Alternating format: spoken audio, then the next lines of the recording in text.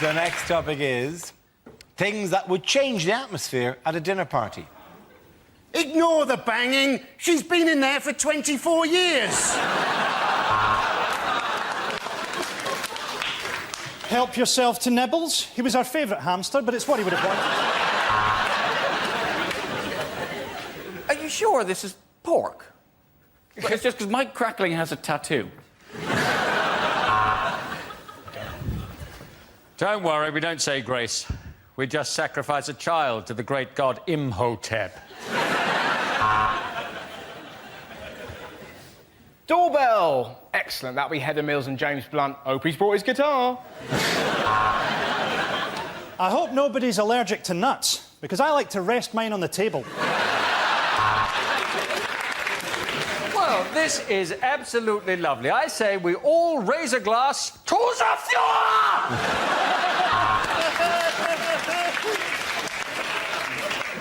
10 of you arrived.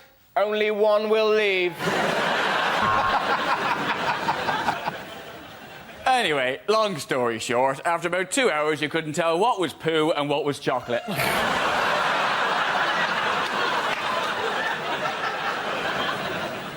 There is a vegetarian option.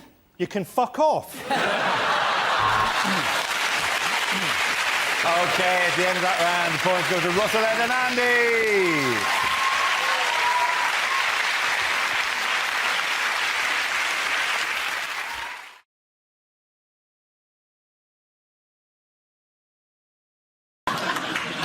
It's alive! It's alive! Oh, no, sorry, it is dead. I really am an awful vet.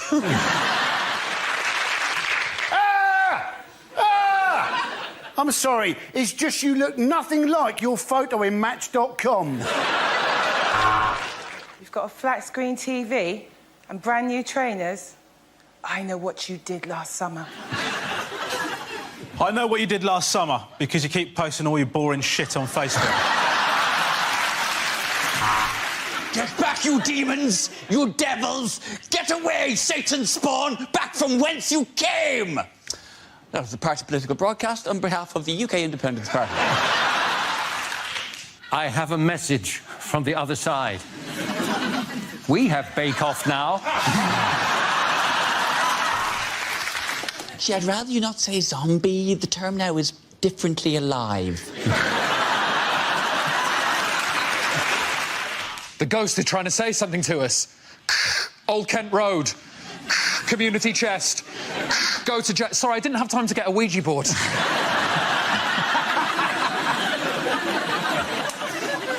my God! Everybody, run! Oh, no, it's just some fat prick with a Nerf gun.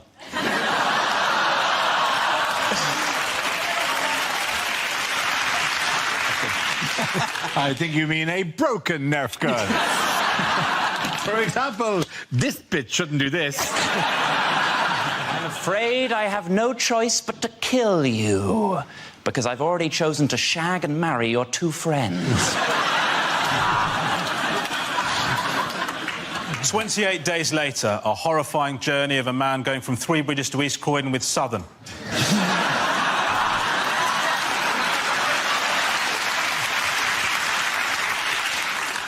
I see dead people. Oh, no, my bad, it's Keith Richards. Here's Johnny, and then I'm going to put it on my willy, and then we're going to have sexy.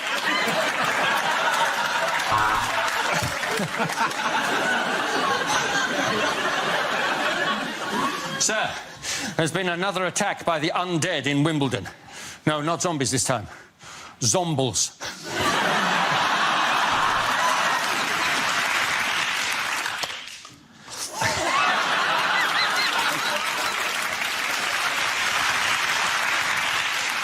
A seance? No. I've been pronouncing it seance. Is there anybody there? Can you hear me? Is there anybody there? This is the Christian O'Connell Breakfast Show.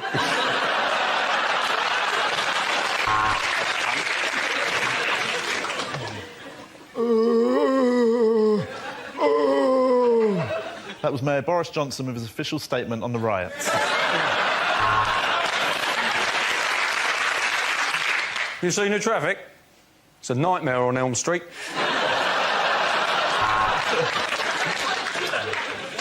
And now, Alan Bennett's long-awaited remake of the Texas Chainsaw Massacre, the Nantwich Leaf Blower kerfuffle.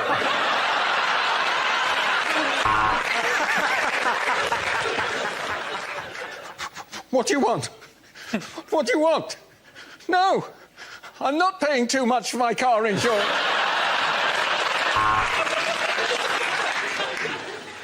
I ate his liver with some fava beans and a nice Chianti. So I gave Mark's dinner party an 8. Do you like scary movies, Sydney? Oh, sorry. Is Sydney there, please? If you don't keep up payments to your exorcist, there's a danger that your home will become repossessed.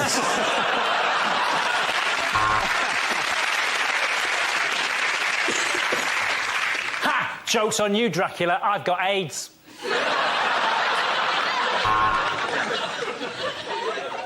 I ate his liver with some jelly beans and a nice umbongo.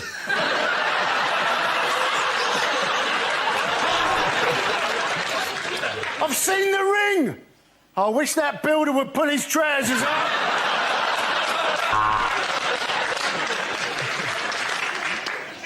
I don't have to listen to you. You're just a puppet. If you don't shut up, I'm going to put you back in your box, Mr. Clegg.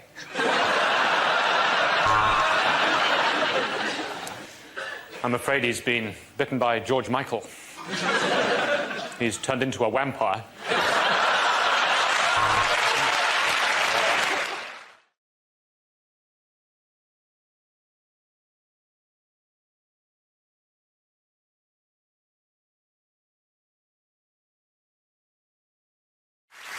Yes, the question I was looking for is what will the gap between Olympic Games be for the newly announced 2020 host city Tokyo? This is news that Tokyo has beaten rivals Madrid and Istanbul to stage the 2020 Olympics and Paralympics. The last time the city hosted the Olympics was in 1964. France are going to be pissed off, aren't they? Because, like, Japan's got it, Spain didn't get it, and Turkey didn't get it. Now, Spain didn't have any money, Turkey's next to a war zone, and Japan's had some nuclear meltdown, and still Paris can't get the games. Yeah.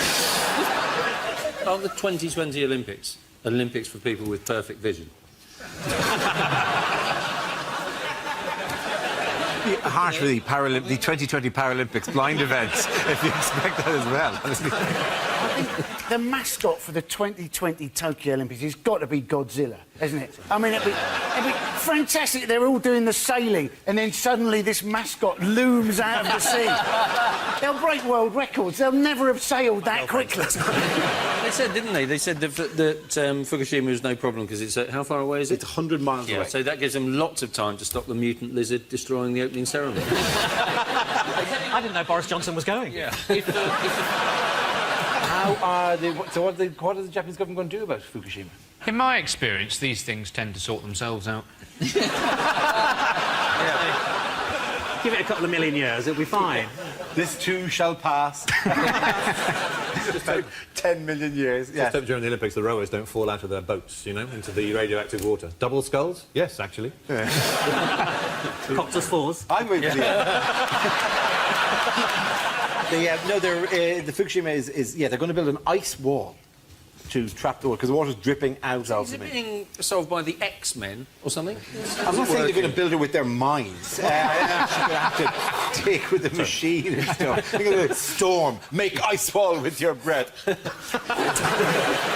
What will the ice wall do then? You did physics. It'll block the bad things from getting into the other place. Obviously, I've made it a little bit more comprehensible.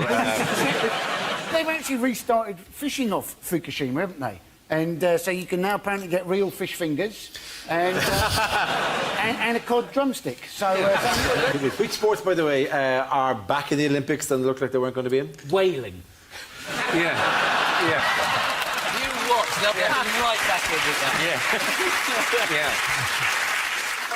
Kiss chase. Yeah, kiss chase is in, yeah. Hide and seek, they're doing that. Hide and seek was. Somebody actually did propose hide and seek. Iraq would win that. Yeah.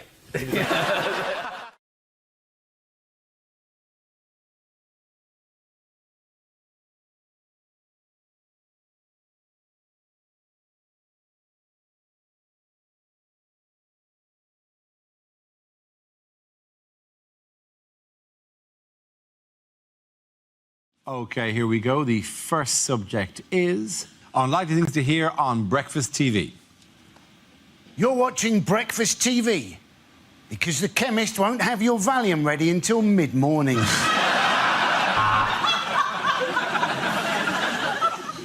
Breakfast news now. A man is drowned in a bowl of Cheerios. Sadly and ironically, his family didn't get a chance to say goodbye.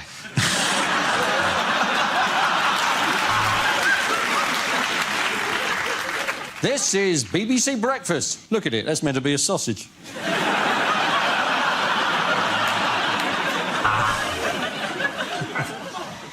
Now, if you didn't see earlier on, we had steps.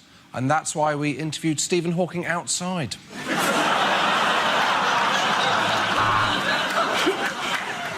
Stay put for Jeremy Kyle. Today's tooth count is 3.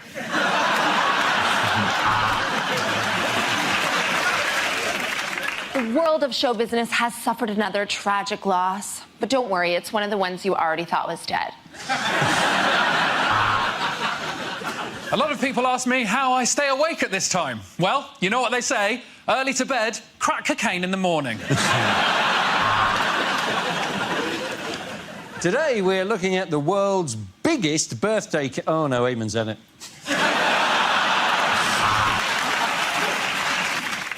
If you've been affected by any of the issues in today's Jeremy Kyle show, then phone us up. You're the sort of freak we need to get on tomorrow.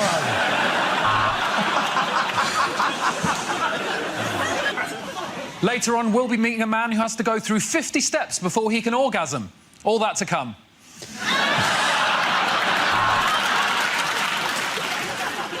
It's Channel 5, it's 5 a.m, and I am going to sack my agent. Well, it's time for the traffic news now, here on Christian Breakfast Time. So let's go over to our eye in the sky, God.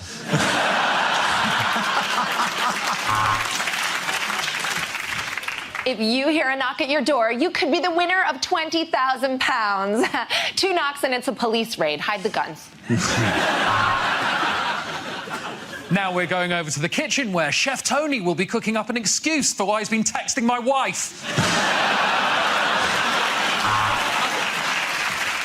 Next up on Channel 4 Breakfast, it's a brand new homegrown British sitcom. Only joking, it's Everyone Loves Fucking Raymond. Well, let's take a look at the traffic. There it is. Brum, brum. Well, I'm looking forward to this one. In the studio, we've got the new Doctor Who. Accidentally killed someone.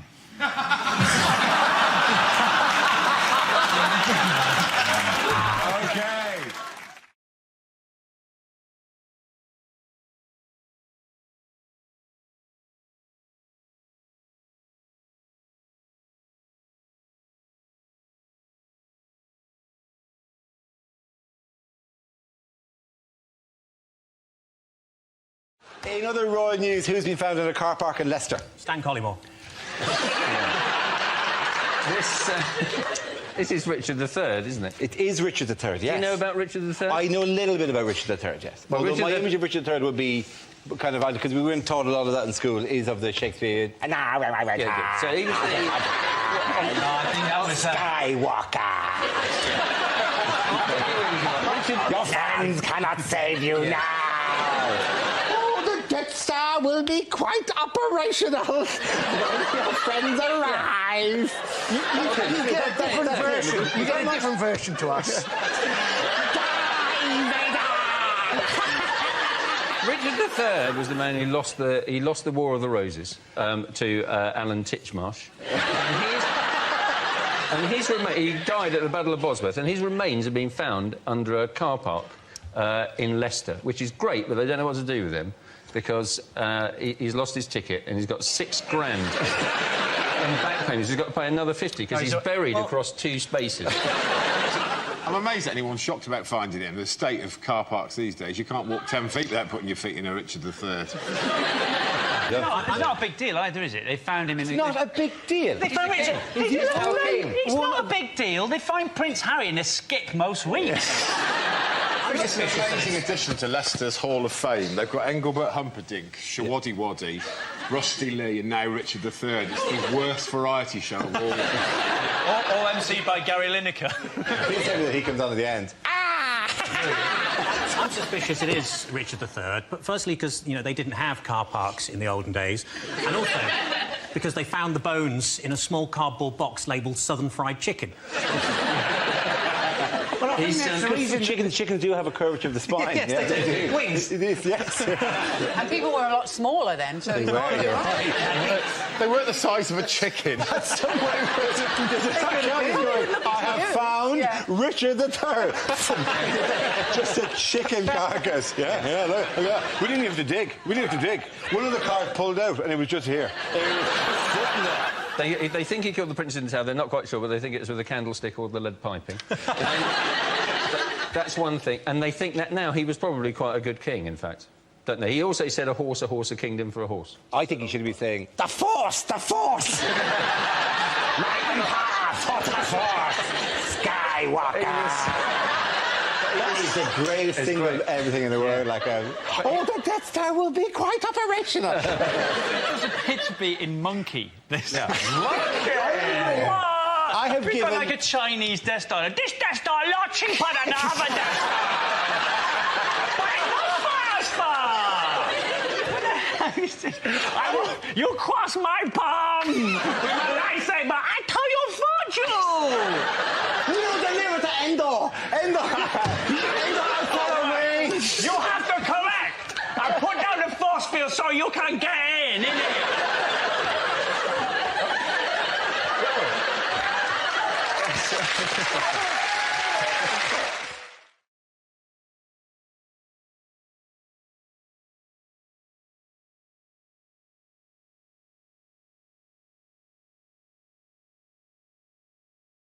The news, what's going on here? Is it Labour announcing the new replacement for Trident?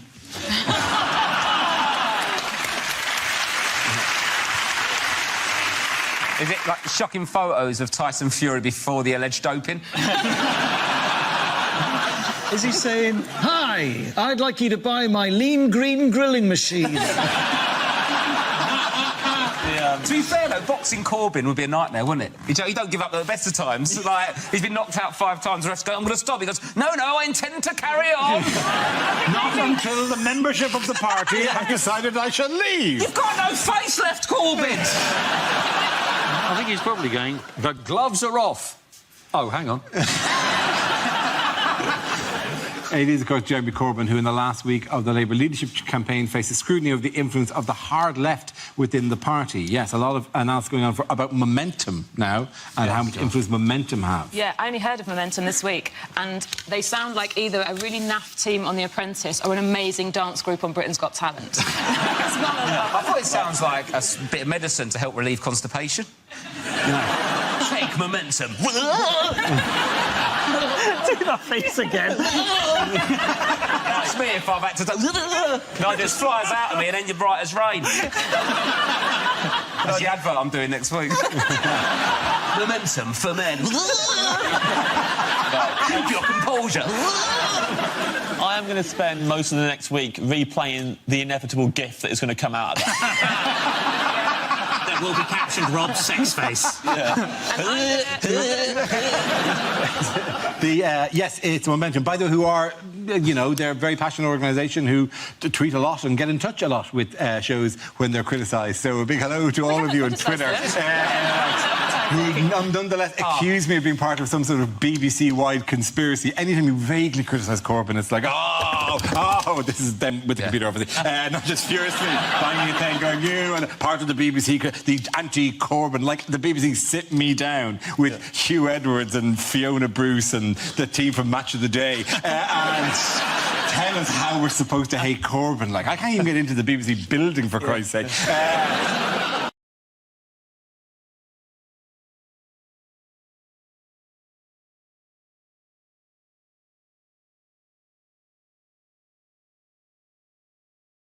Okay, here we go. The first subject is nationality. Who wants to come in on that? I'll take it. Jared. Like most of you, I've got a nationality.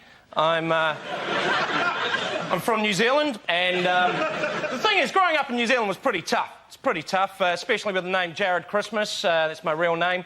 Jared is spelled J-A-R-R-E-D. Thanks, Mum and Dad, that's Jard. Cheers for the double whammy of Christmas as well. Woo! High school was a treat. For a whole year, I had a teacher. Whenever she was calling the register in the morning, I was never allowed to go, "Hi, hello, I'm here, good to see you." No, every morning it was Anders, present, Brown, present, Christmas.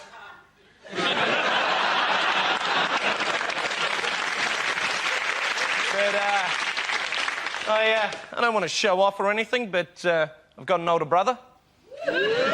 Thank you. And he's in the New Zealand Army. It's just him. And now you're laughing because you're thinking, New Zealand got an army. What was the last conflict they were involved in? Lord of the Rings. That's what they did.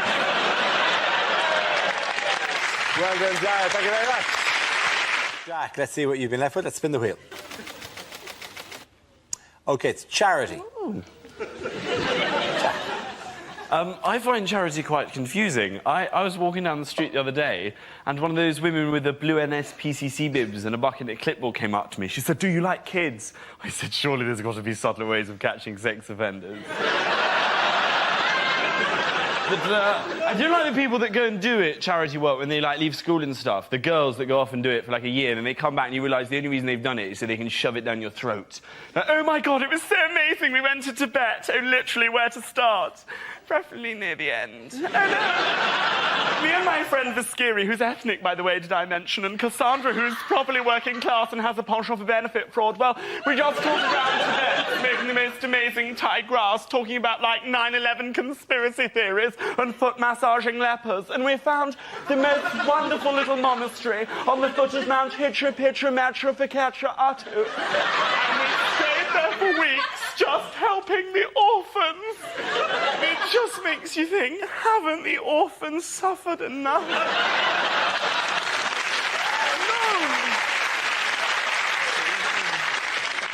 I did it, though. I did a bit of charity work once. On my gap year, I went and did a little bit of volunteer work in a special needs school for children, and just playing games with them, football, tennis, and it does genuinely make you feel really good inside, because you always win. Well done. At the end of that round, the points go a little bit of it.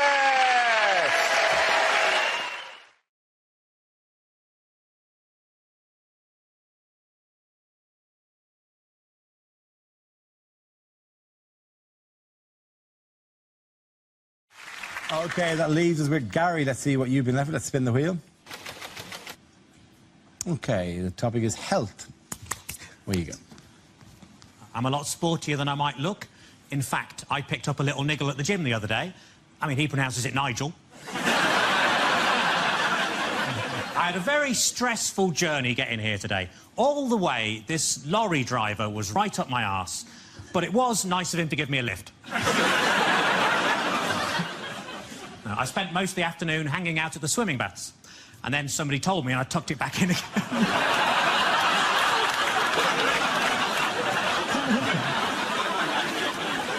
I put on a lot of weight recently, so I rang up Weight Watchers. I said, "It's an emergency. Can you send somebody round?" And they said, "Yes, we can. We got loads of those."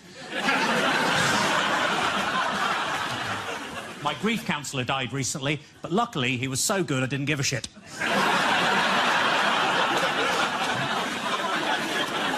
I accidentally kicked the dog earlier and he bit me on the bollocks. My mate said it's karma. I said no. If anything, he's even more angry. I asked the vet, "What can I do? I think my dog's racist. He keeps barking at the Asian man next door." And the vet said, "Muzzle him." I said, "I don't know, but he's got a beard." I went round to see my nan. I said, "What you been up to?" She said, "Weed in the garden." I said, "Well, at least you didn't shit in it." I was in the garden with my girlfriend earlier, and we saw the 18-year-old girl next door, all dolled up, ready to go out clubbing, and my girlfriend said, "Do you know what? At that age, I could really see myself in her." Which was weird, because I was thinking the exact same. Thank you very much. Well done, Gary. Point there for Gary.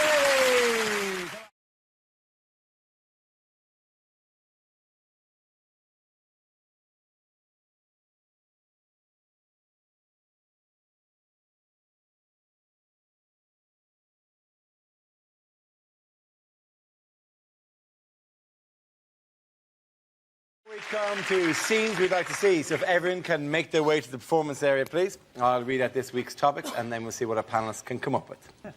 OK, here we go. The first subject tonight is unlikely things to hear at an awards ceremony. Our next award is for Most Inaccurate Weather Forecast of the Year. Let's look at the 9,000 nominees.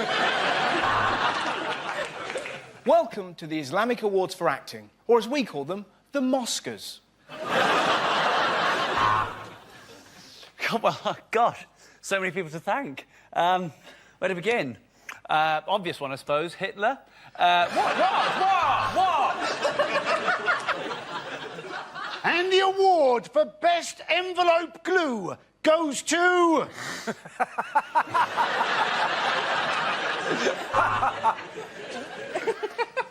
Now, Teacher of the Year. Quieten down. It's your own time you're wasting. Time now for us to celebrate some of the stars of show business who sadly are still with us. I'll just open the envelope. Oh, it's full of gold.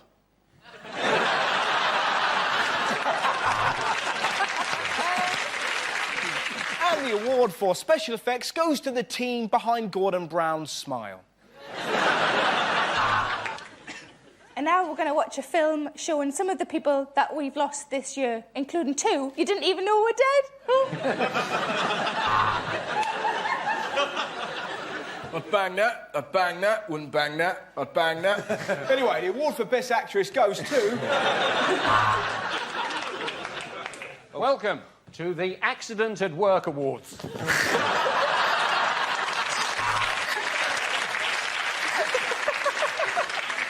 And winner of the Suicide Bomber of the Year.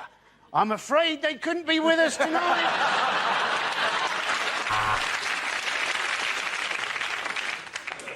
And the winner of the Best Scientist in Physics is... There's no ramp, Stephen Hawkins, it's not you. The next category is things you wouldn't want to hear on a cruise. This is your captain speaking. Welcome to Somali Cruises.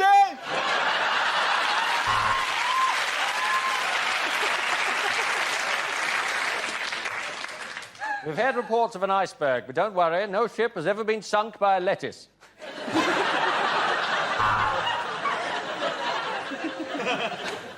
Hello and welcome to Ryanair Cruises. The following safety announcement is incredibly vital if you want to stay alive. And if you'd like to hear that, that'll be an extra £5. No, we very rarely get any injuries from people playing quoits. You were just unlucky to be sunbathing naked with an erection. Oh, yeah, we were on this last year when it sunk. If you look to your left, there's a man eating squid. After that, he's having chips. I would like to apologise for the rocking of this boat, but we are currently being humped by a whale. Thanks for coming to the show. I've got to be honest, it's been a while since I've sung this one.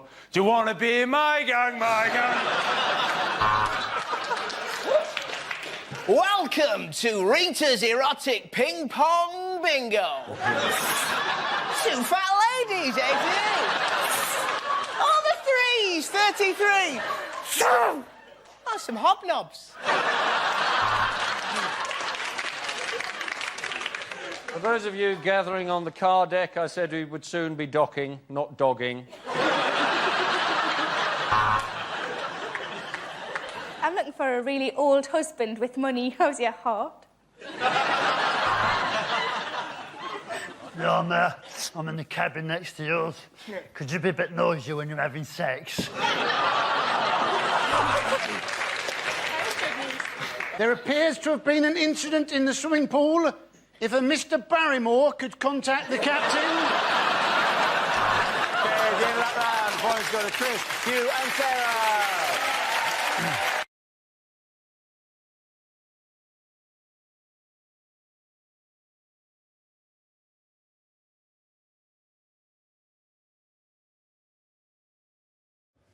Things a new pope shouldn't say in his first public speech.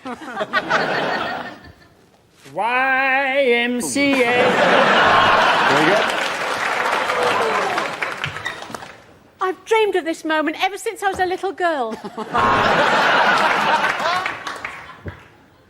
What a f***ing view.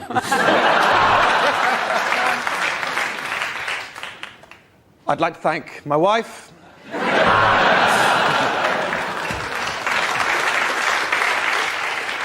I only wish that Hitler could have been alive to see this moment. I'm a celibate. Get me out of here. Very good. Well done. OK, next topic. Oh, you're more the Pope. Sorry, OK, Gran. OK, still on the Pope. I can't think of a finer way to spend the last 6 months of my life.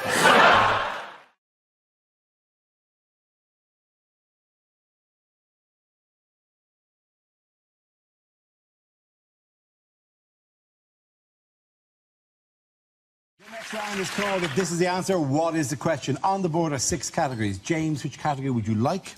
Sport, please, Dara. Fantastic. Sport it is. The answer is 20 minutes. What is the question?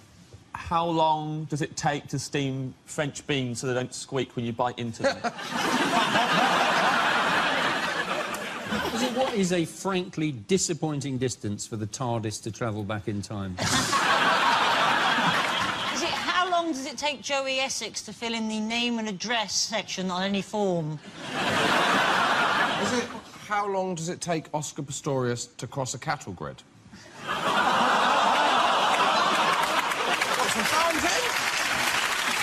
Is that a joke you wouldn't do on the last leg, is it? With famously one-legged host Adam Hale, is this? Were you bursting to get that joke out? Were you?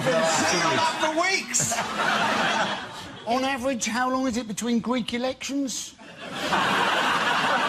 Is it how often does David Cameron have to take swine flu medication? Is it when a man says he's going to make love all night long, what does he really mean? Oh, let it go! It was one time, Gary! Is it true or false? People don't understand true or false questions.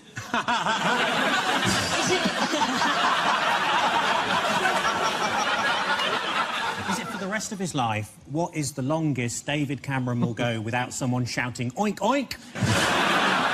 Is it? How long had the pig been dead for before...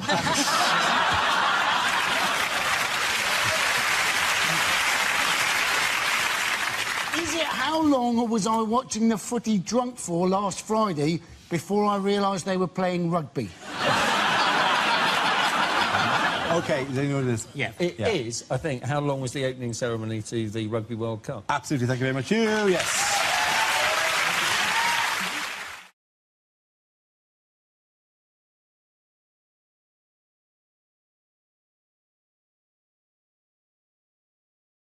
Our next round is called If This Is the Answer, What is the Question? On the board are 6 categories. John, which category would you like? I would like world news, please, Dara. OK, world news is the category. The answer is 3%. What is the question? Is it what percentage of my life have I spent thinking the toaster is broken when actually I haven't plugged it in? Is it my milkshake brings what percentage of boys to the yard? Is it what is my success rate for plugging in a USB charger the right way around first time? Is it how much of a portion of Viennetta you get around Jeremy Hunt's house? What percentage of the population of Midsummer are still alive? Is it how many of Southern Rail's trains run today?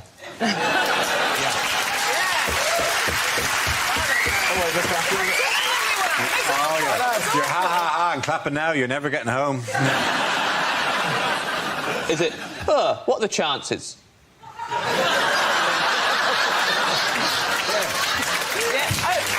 Very true. Very, It very could true. be like, what are the chances of John proposing live on air? How much a week? Oh my God, let's come up. Why not? Which is... It's spider hands. Please tell me that when you propose, as you ever do, you will do spider hands first. You will Every day I propose to someone random. And I'll come up to go.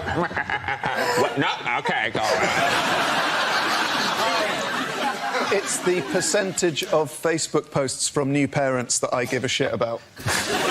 Is it? Oh, yeah, you all got kids, haven't you? Keep your dirty dick in your trousers and save us all a lot of bother.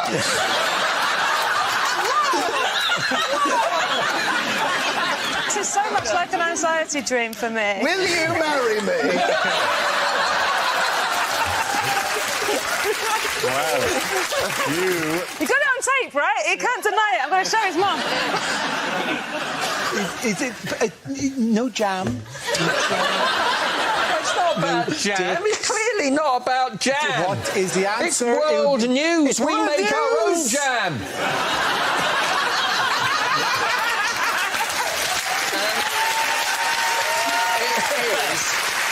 It is, I suspect, how far ahead is Hillary Clinton in the polls. That's absolutely the correct answer. Thank you very much. You get the same.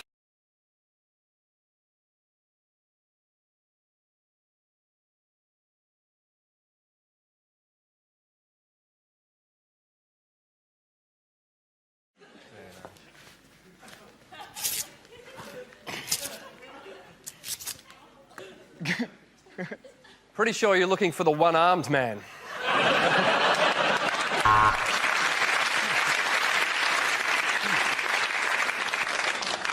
To be honest, should we not wait for Adam to put his foot back? Yeah. Probably should have done that one last, really. Problem. I kind of backed myself into a corner.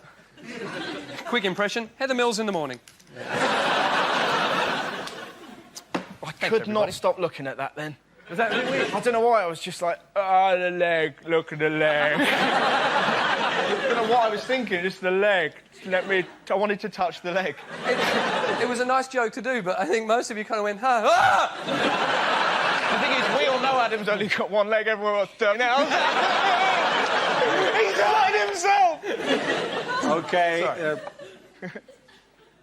I think you're looking for the bloke with one leg. The Met Office have issued a weather warning.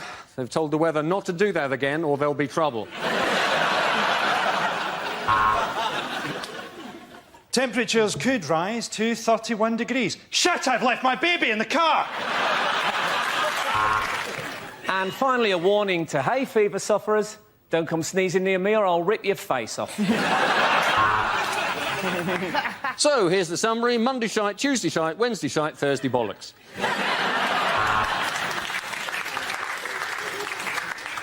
The humidity's rising. The barometer's going low.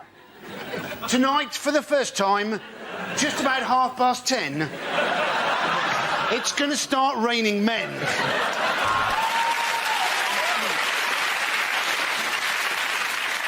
The outlook's bright for the weekend. I've got 3 grams of coke in my pocket and my wife's on holiday. Well, let's go to Carol on the roof of Television Centre. She's not meant to be there. She's just a bit depressed. This part of the country is going to stay hot and wet for quite some time because that's where my girlfriend lives. Oh, yeah. So, it's going to be between 17 and 21, but Berlusconi won't date older than that. It was raining cats and dogs last night. I should know. I was throwing them off my roof. It's going to be minus 12 this weekend, so if you're in Newcastle, you might need a bigger T-shirt. It's going to be cloudier tonight. I love those German birds. What do you care what the weather's going to be like? You look shit in all your clothes. She felt every part of his 8 inches. He was stiff, absolutely wretched, and even in her innocence, she knew her hamster was dead.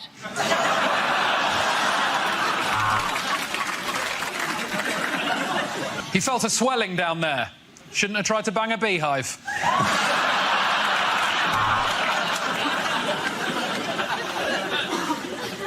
He took her hand in his and squeezed it. Now, he thought, I wonder where the rest of her body is.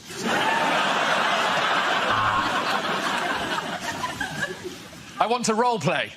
I'll be a prince from a mythical land, and you be your sister.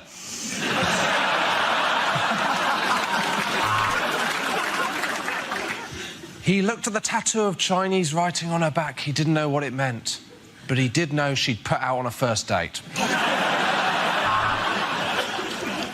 Jeremy Corbyn, you've got me blindfolded. What are you going to do now? Nothing. I just wanted to highlight the injustice of inmates detained at Camp X-Ray without a fair trial.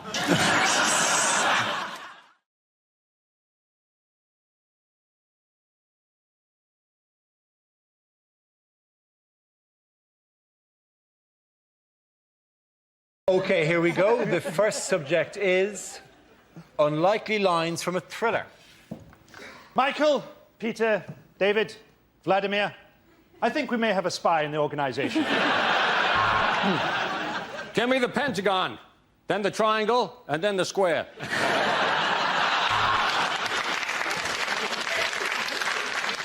Ah, Pussy Galore, Bond here. I've been told by my doctor that I need to contact all previous partners. The owner of this motel dresses up as his mother and stabs people. But the guidebook says it's still better than the Ibis. I want you to go to Warsaw, meet a man called Borislav. You'll then ask him why he didn't fix my plumbing before he left for home. Miss Scarlett looked at him through the window. He had one massive testicle like a space hopper. That was why they called him Professor Plum.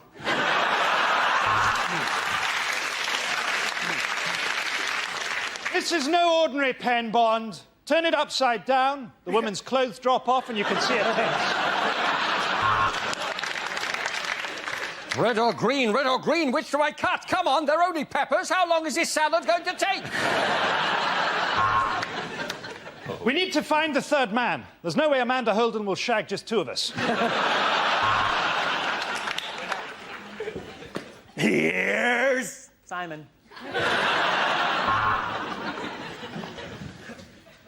The Orient Express has been cancelled. However, there was a murder on the temporary Orient replacement bus. I have amnesia. The tattoos on my body will tell me what happened. Dara was here.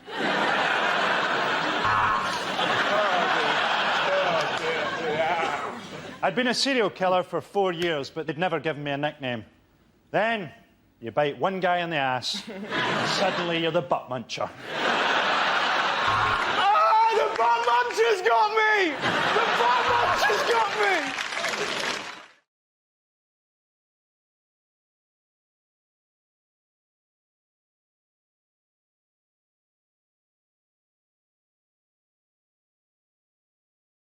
Unlikely things to hear on a property programme. Next, Cash in the Attic. Tennis player Pat Cash has a nervous breakdown and decides to haunt his estranged family.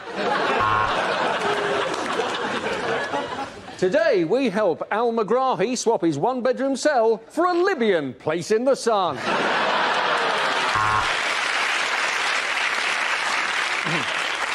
This couple's grand design is to turn an abattoir into an old folks' home by changing the sign. I'm Sarah Beanie, and I'm not pregnant. You can't decide between the two properties? Well, you're an MP. Why don't you claim for them both?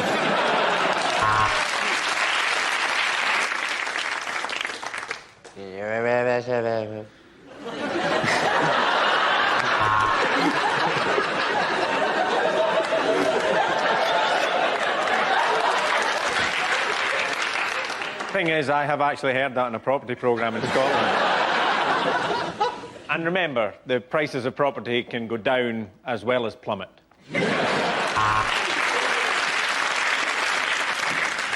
You know, I said those ghastly beams, what on earth are they for? It turns out they were for holding your house up. Hello, I'm Lauren name's Llewellyn Bowen, and I'm so posh I've actually got a swan for a penis.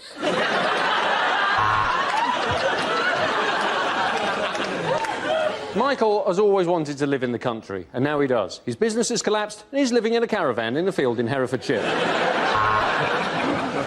Even on a collapsing market, you can still make money from a flat like this. We invited 3 different estate agents to come and value it, then harvested their organs.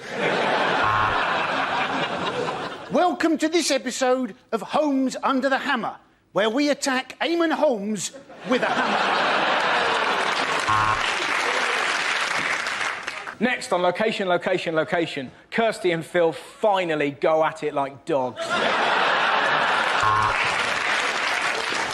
And obviously this will all be included in the deal. Oh my God, he's back early. Quick, out of garden! Well, we've visited 5 properties so far, but they've all had alarms, so no joy there. Very spacious and with wonderful views, but this flat is in Dundee, so it might as well be built out of shit. OK, at the end of the line, the points go to Frankie Hugh Shaw.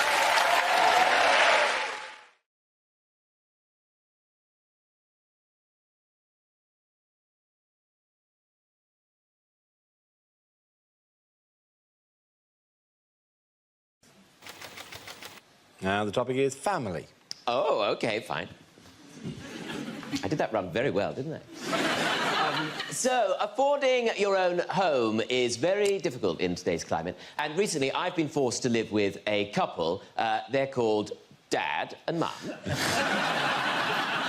one thing that my parents' friends all like to let me know is that they are down with the pervs. They are down with the pervs. They love the pervs. And I'm gay. I'm gay. I don't know if I needed to explain that. Well, I say I'm gay. I hardly find the time. But... I mean, I'm a Gemini as well, but they don't get a parade. But the thing is, like, their friend, Les, wanted to come over and talk to me. Les comes over and he says, oh, Tom, I've got to tell you, right, my brother, he is gay now. Gay? Now? I mean, it sounded like he'd done an evening class and become a Pilates instructor. So oh, yeah, my brother, he's gay now, and he's ever so worried about telling me, He said, oh, I've got to tell you, Les, I'm gay, Les. I thought, gay, Les? That's complicated, isn't it? I didn't know you could be both. So I'm gay, Les. And I just said to him, Tom, oh, don't worry, bruv, there's one on every bus. Which I thought was a very confusing thing to say, because as far as I'm concerned, all the gays I know use Uber. Thank you very much, Tom. Well done. Give a round of applause to Tom Allen.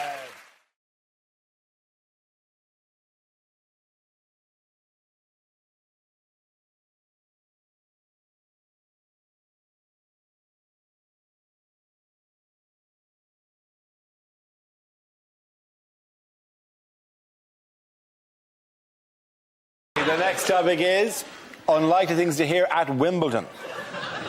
Well, at 2 sets down, let's see what he's got in his locker. He's not going to be there for about 20 minutes. I've got a crowbar. Serena Williams has been seeded. You've got to admire the bravery of that bloke. Hello, I'm Sue Barker. You may remember my father, Chew Barker.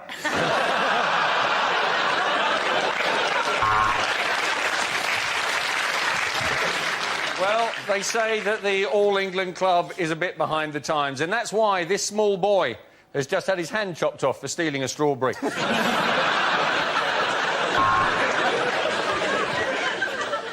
I am a tennis umpire and gay, and it wasn't easy to come out!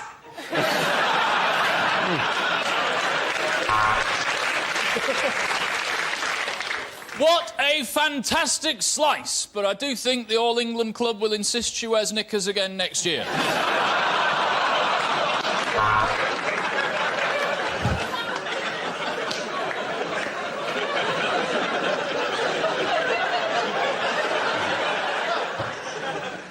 Fuck off, Tim!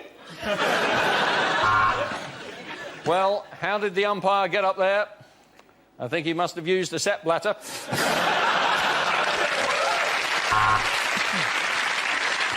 Of course, this year the British players play a lot better. If we look at this graph, we see huge biceps and an angry... Sorry, Steffi, wrong graph.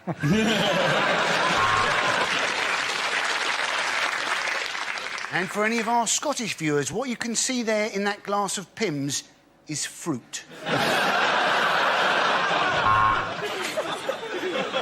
Andy Murray here. Andy Murray not being able to make it here today, but we do have his cab driver on the other line. Can you tell us what's occurred? I can't get out of the cab!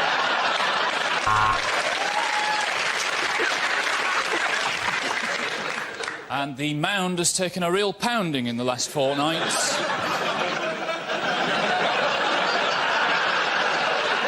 I think the All England club are fine with it as long as it doesn't affect her tennis. The point of Aaron here in Milltown.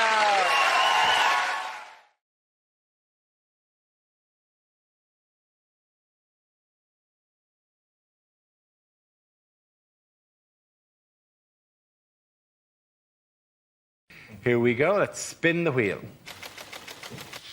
First topic is parenting. Who wants to come in on that? Andy Parsons. Getting quick. You may have seen that there was a woman gave birth recently who was 72 years old. That's not right, is it? You don't want to be a kid struggling to walk to find out your mum's in exactly the same state. But in this country, it's been more, isn't it? The young people who've been giving birth. Alfie Patton, supposedly a dad at 13 years old. And then they were saying, oh, no, he's not the dad, some people. I don't know what's going to happen to Alfie now. Maybe he's going to have to join Fathers for Justice. Hey, he's probably got a superhero costume, hasn't he? Thank you very much, Andy. OK, let's spin the wheel again. OK, the topic is human behaviour. Some things you can't help doing. Do you find this? Like, if you get a cold can of Diet Coke, it's not enough for you to go, that is freezing. You have to find somebody you love and put it on their face. You can't... You don't do that with any other food. This soup's boiling in your eyes! But for some reason, you become a fizzy torture. All right, Mum, Fanta to the knee! We're all fairly peculiar. Sometimes you think weird thoughts. I was in Tesco the other day. I was offered a bag for life, and I found myself going, I can't commit to that. You know? I don't know what bags are going to be like in the future. I feel like a tool if I got a plastic one in 2024. People go, I've got a new bag, it packs itself and speaks Spanish. Piece of shit. What can you do? I can suffocate a child. That's all you're good for. He can speak Spanish, I can hurt your hands on long journeys. Very good. Well done, Ross up.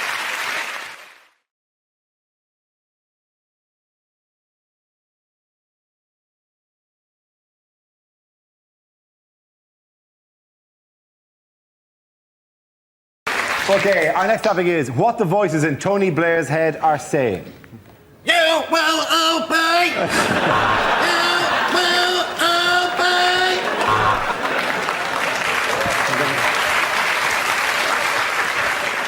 Keep smiling, have Gordon killed. Keep smiling, have Gordon killed. Cherie, will you shut the up?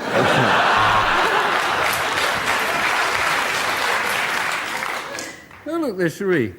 That reminds me, I must post a letter.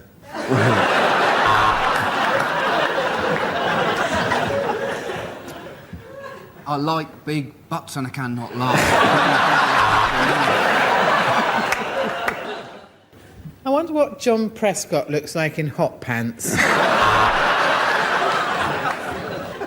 Mustn't get a stiffy.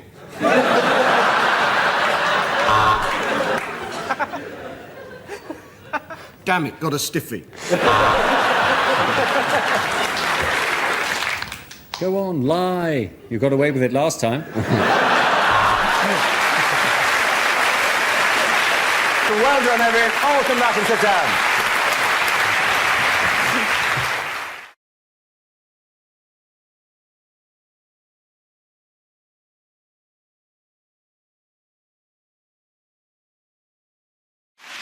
We start with a round call. If this is the answer, what is the question? On the board are 6 categories.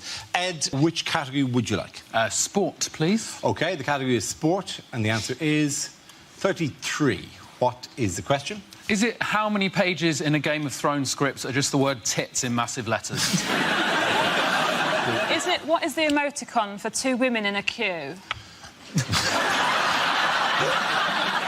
Is it the number of women I slept with in my 20s plus 32? Is it how many children you have to qualify for a family ticket at Mormon Centre Parks?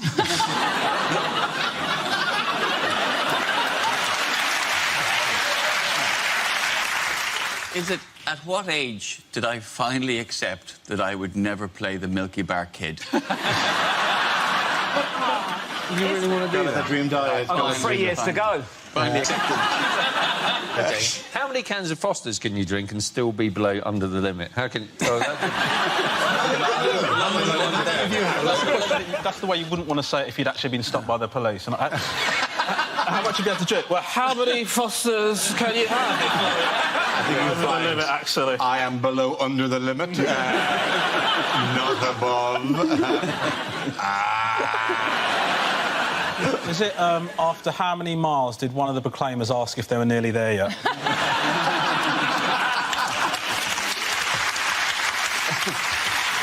Surely they go, why are we both going? You're the only one who's going to shag her. Why am I joining you on this 500-mile journey? You promised me she had a friend. Is that right? Is it... if a minicab says it's 5 minutes away, how minutes... Holy... Oh! Don't talk bad about Uber.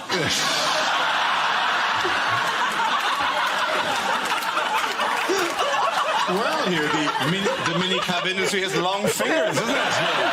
You won't learn that today. Well, from now on, I'm taking a black cab. There is a little bit of glass. Look, it's a bit now. Oh, really? Sue! Injuries at work! Oh, my God. Have you been injured? You probably did the voiceover for those ads. Why did you ask yourself? I had 33 Fosters and then the light exploded! I'm going to check with you. What do you think? They're happy. They're happy. Oh, they're happy. Yeah, brilliant. Carry on. So easy for you to say. All right, okay. We're being shelled here.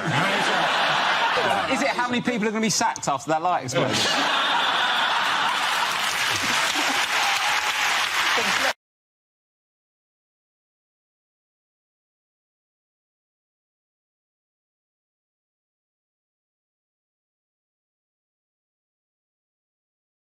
This round is a stand-up challenge. I launched the wheel of news, and wherever it chooses to stop, one of our performers must step forward and talk about that subject. OK, here we go. Let's have the first topic, please. The first subject is politics. Who shall come in on politics? Louisa. So you guys are all worried about your prime ministers and that kind of stuff. I'd say calm down. Because I'm from South Africa, and the guy who's the head of state now was facing 763 charges before he became the president. That's a lot of crime. You have to break the law every day for 2 years. Because you guys are, I mean, we had a great president, our first democratically elected president, President Nelson Mandela. And I had the opportunity to meet Nelson Mandela. He came up to me. I was a young lad. I think I was about 12 and stuff. And he came up to me and said, young man, would you like me to tell you a joke? I said, yeah, go ahead. It's your country. Knock, knock. I said, who's there? Who else speaks like this? Thank you. Thank you very much, Louisa. That leaves us with Milton. Let's see what you've been got. Let's spin the wheel. And it's jobs. Milton. Have you noticed that if you Google the phrase lost medieval servant boy, it says this page cannot be found?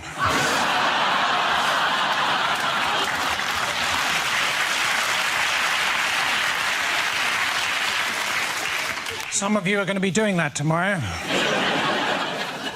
I think if I was opening a Pizza Express, I'd open it next to a Vision Express, so we got some of their customers by mistake. I think if I'd unlimited money, I'd hire 2 private investigators and get them to follow each other.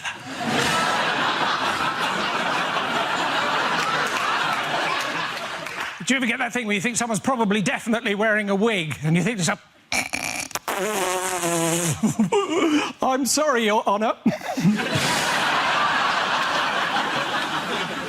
I'm a bit of a lazy writer, according to my children, QWERTY and F12.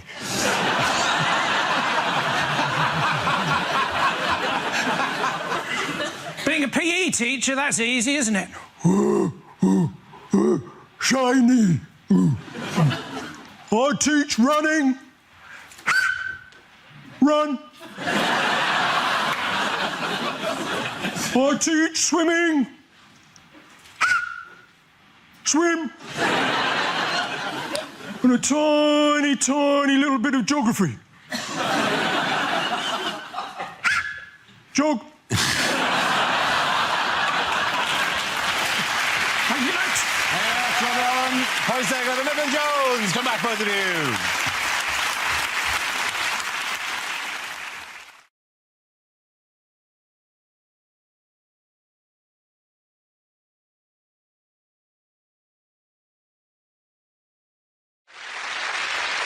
We start with a round called If This Is the Answer, What is the Question? On the board are 6 categories. Gary, which category would you like? Media, please, Dara. OK, your category is media. The answer is 600 metres. What is the question?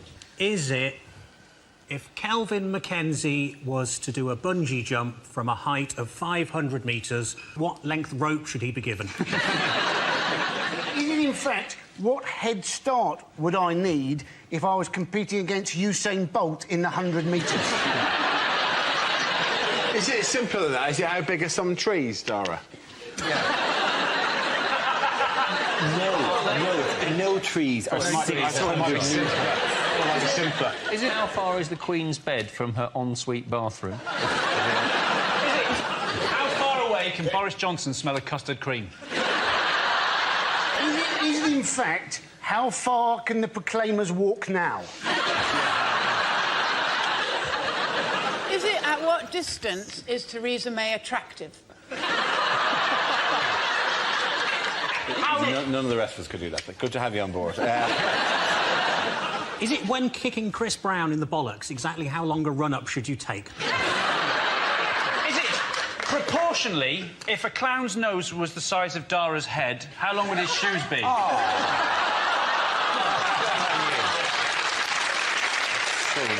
Is it how long was the longest runner bean ever grown at the Fukushima nuclear plant? Is it, in fact, how long would your penis be if all the products in the spam emails worked? Is it what is the delivery radius of a relatively unambitious pizza company? Is it? Sorry, we'll move towards the correct answer, please. Is it, in fact, the distance that they were taking shots of Kate topless? That is absolutely right. Thank you very, very much, Andy.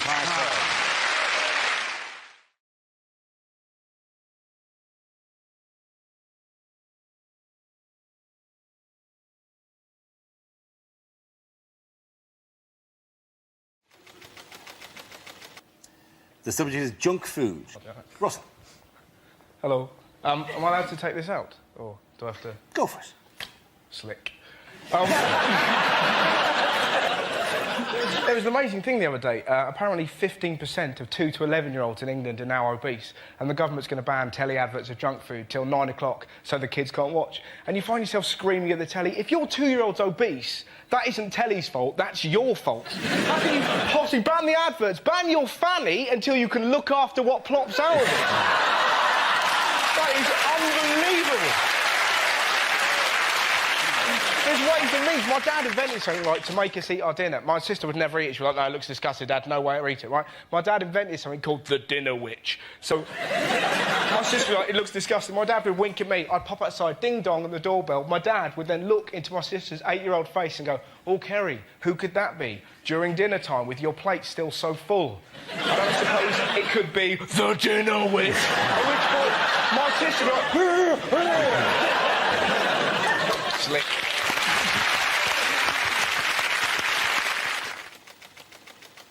Protest marches. Who's up first? Any come in protest? Yeah. Russell. OK. The only protest march I went on the Countryside Alliance March. I'm not pro or anti-fox hunting. I just quite like watching posh people get beaten up. I know it's wrong, but if you can find me a more glorious noise than then I'll happily listen. Come on, it's going to be fun, isn't it? And it's just so much fun baiting right-wing people. What do you think about fox hunting? I'll tell you what I think. If we didn't chase the fox, the entire bloody country would be overpopulated by foxes. Is that what you want, some hideous land of the foxes? Me, unable to leave my house and fear a fox wandering up to me, stabbing me in the gizzards? Is that what you desire? Looking across my lawn to see fox upon fox, prowling along my paddock, flicking the V's at me, walking hand in hand with asylum seekers? Is that what you want?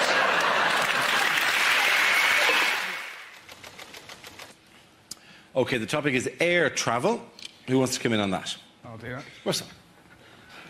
My favourite story about air travel, there was a bloke a little while ago who got put in prison for 3 days because he refused to stop kissing his boyfriend on a plane flight to South Africa. How magic's that? You can't help but picture him dressed entirely in latex, you know, surrounded by a sea of Burberry on an EasyJet flight. All right, lads, I'm going to make this tense for you. Ramon, let's do the bad thing. Do you want to stop doing that? I'm trying to read Nuts magazine. Whatever. Stop doing that. It's not natural. You're flying.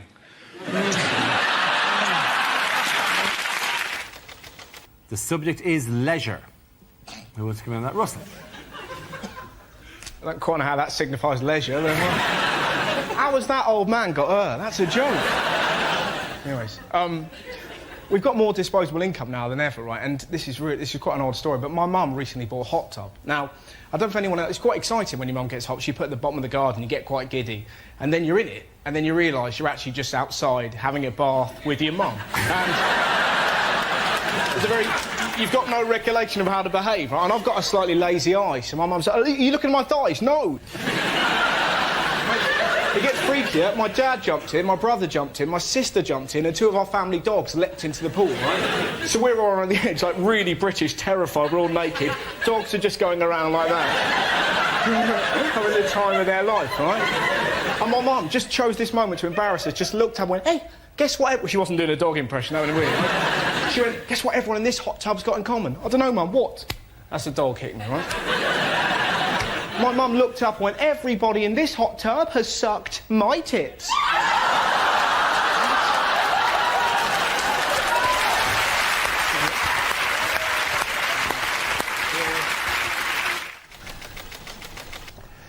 OK, the first subject is street protesters. Can I have a volunteer talk about that? I'll do that, Dara. Nation.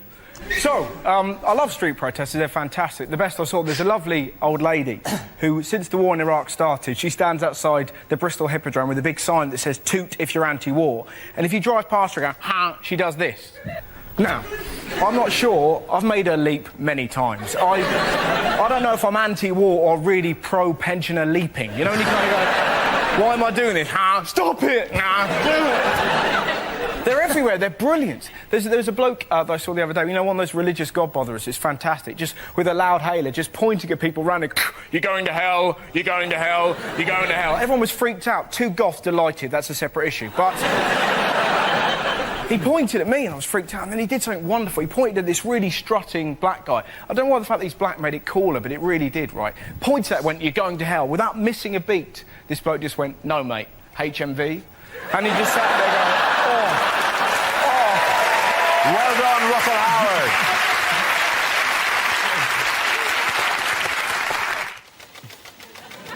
The next topic is the body beautiful.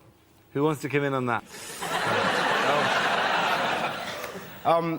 We come in all shapes and sizes, don't we? Like, good example, my mum has recently joined an under 5 foot club, you know. I'm not lying, you haven't seen a prettier sight until you've seen a load of tiny ladies sat around a table, their feet barely touching the floor. Sat there, because they're all under 5 foot, convinced they've got the same things in common. They haven't, right?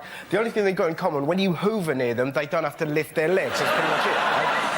And there's a really amazing old lady there called Sue, who's about 80, and she's got a prosthetic hand. Now, we got chatting, right, and when she first went to school, the state of prosthetics was so poor, she actually went to school with a full-size man hand. As if your first day at school isn't terrifying enough.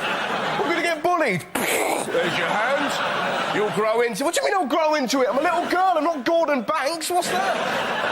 There's Russell Howard. Men's health is the next top, as represented by the knee. The window on the man's soul, the knee. Well, we've all been there, let's be honest. Jesus. And it's got quite a nice pant ferret there, which is a bit of hair. Never mind. Hey, we all call it our pan ferret, don't we, children? Men's health, basically, it's quite an embarrassing story. Because it's terrifying when you go to the doctors, and you're so scared. I turn into a 6-year-old boy. I'm totally unable to explain what's wrong with me. I'm like, doctors like that, what's wrong with you? Who did this to you? Dragons. And you're sat there, terrified. 3 times in my life, I've been convinced I've got testicular cancer. Every single time, it's been an ingrowing hair. It's, yeah, funny. It's getting to the stage... I need something terminal just to stop me looking like a massive pervert. You know, there's no way of getting comfy when you're having your balls checked, because the doctor's like, obviously my balls aren't that big. If you sat there and go, well, you do appear to have a problem, Mr. Howard. You appear to have camel's gonads.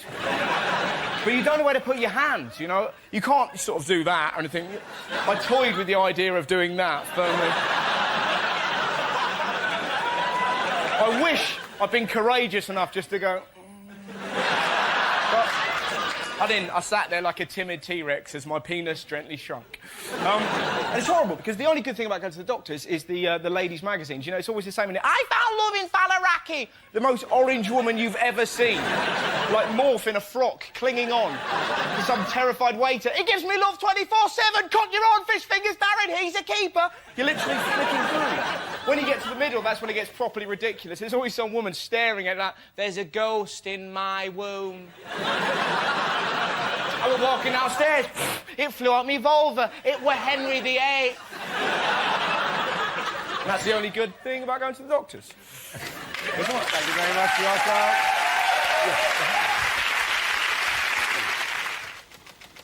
The subject is national identity. Who wants to come forward? Russell. Thank you. We're told to worry about national identity all the time. Like, Gordon Brown seems to be obsessed with British values. Have you noticed that? Kind of preaching British values. What are British values? Ultimately, we're all embarrassed and we laugh at stuff we shouldn't. That's pretty much it, isn't it? It's that forbidden giggle. You know when you're not allowed to laugh, but all you can think about doing is laughing. It's like when you see an old lady get hit by a frisbee. You know it's wrong. You know? The last time I saw that flag, it was a football game. England were playing Croatia, right? In Croatia, there was a bloke holding up the flag, right? Into which he'd sewn the words, "Go home, asylum seekers!" And you're like, how middle-class a hooligan are you? You're into bigotry and embroidery. Good man, well done, Russell. The first topic is transport. Russell's straight in. Hello. I had a car crash the other day. It was horrific. I hit this lady. She was in a car. She wasn't dressed as a bollard.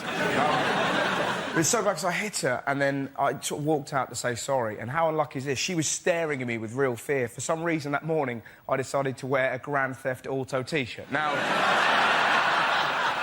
there's no way you can make that worse unless you've got a beer in one hand and go, not again. I've really got to buy a steering wheel.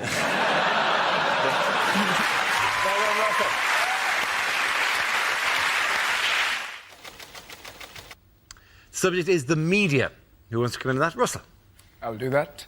I'd see, you know, The way I like getting the news is Radio 5 Live. It's fantastic, 'cause it's just news and nutters, isn't it? They'll read out, like, that was the Pope's view on abortion, and then, hello, Felicity Puddleduck here, livid and ill-informed. I'd just like to say those harlots should give birth to their children aged 2 that charge you to national service. I'm off to bake a cake. And sat there listening, then the next night, David, are you out of your mind? Cloning? Think it through. 2 versions of me. Want to go out and commit a crime? Who gets blamed for it? Me! I'm doing a 20 string. He's banging my wife. Where's the justice? And you sat there listening to these nutters, and then the most ridiculous story. A man in Bristol's found the face of Jesus on a crisp. And suddenly, I couldn't believe it. I opened up my frazzles. There he was! Russell Howard. The subject is charity. Who wants to come in on that? Russell. It's, cheer if anyone's ever given clothes to Oxfam. Fair enough. You whooped then. Woo, do we win a prize? No. It's a really odd feeling, because you feel quite proud of yourself. Just where am I going? I'm off to save Africa. That's right. And you wander in, you just plop down your clothes. Always some lovely lady, bung it anywhere. And there's a tiny part of you that gets really annoyed. You almost want to go, right! Well, we'll do that again, shall we? And this time you're going to act like you give a shit. It sounds bad, but there's a tiny part of you that wants to go, Sire, he brings goods. The chosen one has arrived. As you fling pants at orphans. Yippee, hurrah, will you ever be back in time, you needy tinkers, banana dance? Russell Howard. The first subject is homelessness. Who wants to come in on that? Russ. I had a really great incident with a homeless bloke the other day. That sounds fairly dodgy. It was really, it's weirdly uplifting. So I gave him £1 and I was kind of walking away and he went, "Oi, mate, I've got a magic dog." Now that is a sentence that buys you half an hour with me, right? And it had sick all down him, this dog, right? And the homeless bloke had sick down him as well. And I was like, "What happened?" And he went, "Oh, we was asleep in a skip and some bloke chucked up on us. It's the most depressing thing you've ever heard." And he just looked at me and went, "No, it was amazing." Like, really? Why is that? And apparently what he did, still covered in sick, he stood up in that skip and just went, "Ah!" So this bloke was so drunk he thought his vomit had come alive. That man will never, ever drink again. Beer, Dave, it comes alive! It comes alive! Lovely moment.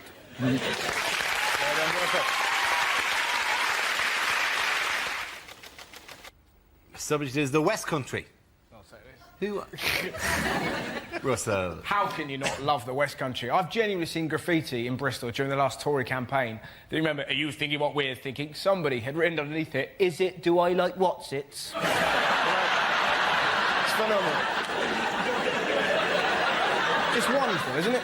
I used to live there. I've moved away from Bristol because I was near a dogging site, which is just a bit odd, right? And, all right, I wasn't into it. I was just near a dogging site, right? And I was talking to my friend. I was like, "Jane, why do they do dogging near the house, right?" And she looked and went, "Apparently, you got really great views of the Clifton Suspension Bridge." And you're like, "Well, you've got faith in humanity, haven't you? Just the idea that some... I tell you what, it's only when you're doing the nasty in a Cortina that you can truly appreciate the work of Isambard King de Brunei.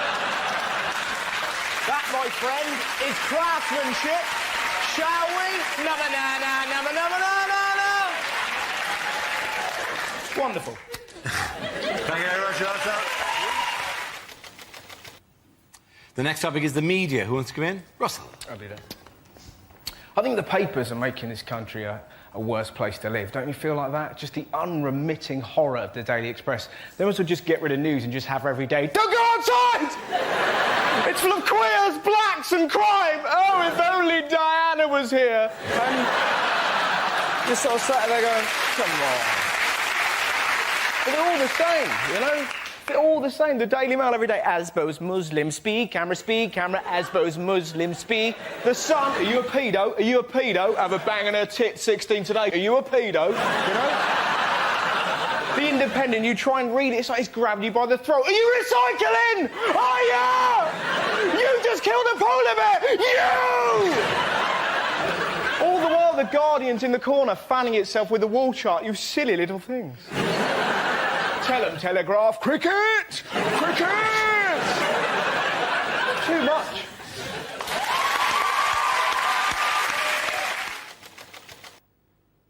British society. Thanks.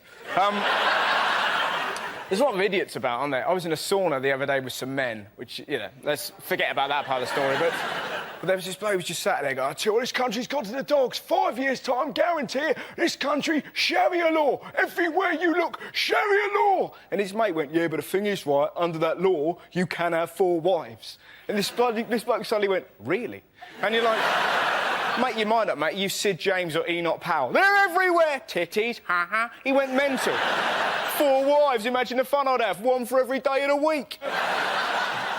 It's wonderful when you see bigotry slapped, isn't it? I was on a train the other day. There was a bloke sat here, let's call him a dick, who was sat opposite a man of foreign persuasion, just go, why don't you go home, mate? Why don't you go home? And this hero looked back at this bloke and went, I am. That's why I'm on the train. Next topic is drugs. Who wants to come in on that? Russell. Good laugh, mate. I get offered drugs loads. I was at Glastonbury this year, right? And this bloke came up to me, he was like, oh, mate, do you want some shrooms? And you're quite tempted, because everyone's like, it was amazing, man. Had a chat with the tree. Good guy. He was called Nathan. You'd love him. We could play racquetball Thursday week. What a chap. But you know, if you took mushrooms, you'd be the one who would have the story that would end up on the front page of the papers. Do you know what I mean? I killed a lollipop lady. She wouldn't let me lick it and I killed her. So in the end, right, it was really embarrassing. I had 3 packs of Starburst just shoving in front of my tummy, like, nom, nom, nom, nom, nom, nom. I was like, my guts totally gave way, and this lovely old lady came up to me and was like, are you all right? Now, you've never known being truly pathetic until you've looked into the eyes of a kind stranger and gone, I've eaten too many sweets.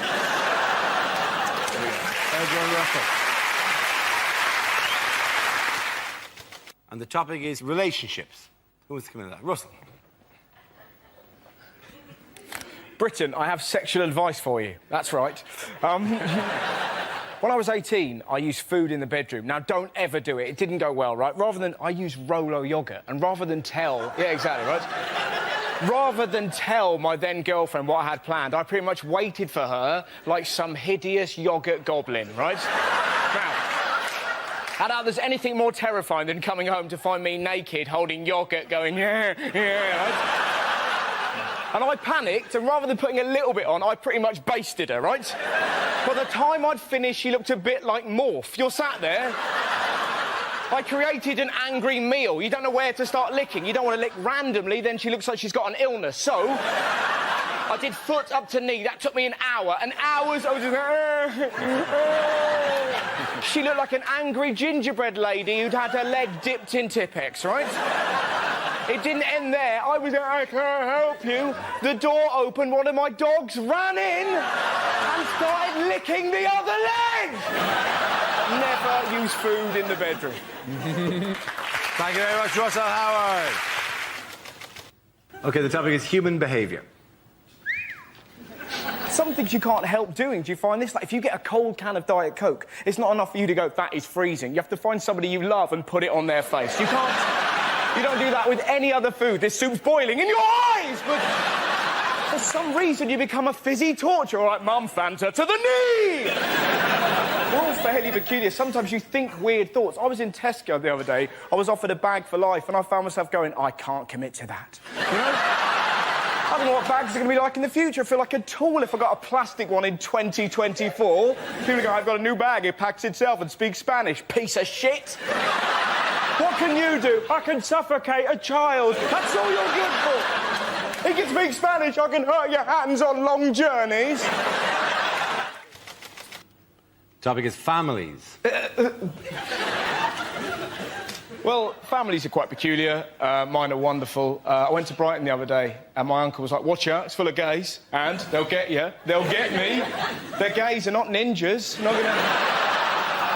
I'm so glad that I was raised by lunatics. I remember one of the weirdest stories I had happen to me when I was little. I was 8 years old. I was in Lanzarote. I just put some rubbish in a bin. I came around a corner and I was confronted by 2 werewolves, right? Turned out it wasn't werewolves, it was my mum and dad. Ah, ha, ha, isn't it hilarious? Not really, I've shat myself, right? But I've only recently found out they did not buy the wolf masks in Lanzarote. They bought them in England, which is beautiful and chilling at the same time. Look what I've got, David. Couple of wolf masks. You know, you don't like wolves, don't you? Captain Shitterbrick next door. Well, let's put him on now, scare him. Can I hold you just there, David? Can I wait until we're in a foreign country, get him really out of his comfort zone, and then properly shit him out? Families. Well done, wrapped up. The next topic is education. Who wants to come in on that? Russell. I remember school being fun. I think my favourite moment ever in life, pretty much. There was a girl in our school called Lydia. She was trying to make her calculator work. She was repeatedly knocking it against the desk. And after about an hour, our teacher went, Lydia! How would you like it if I banged you against the desk?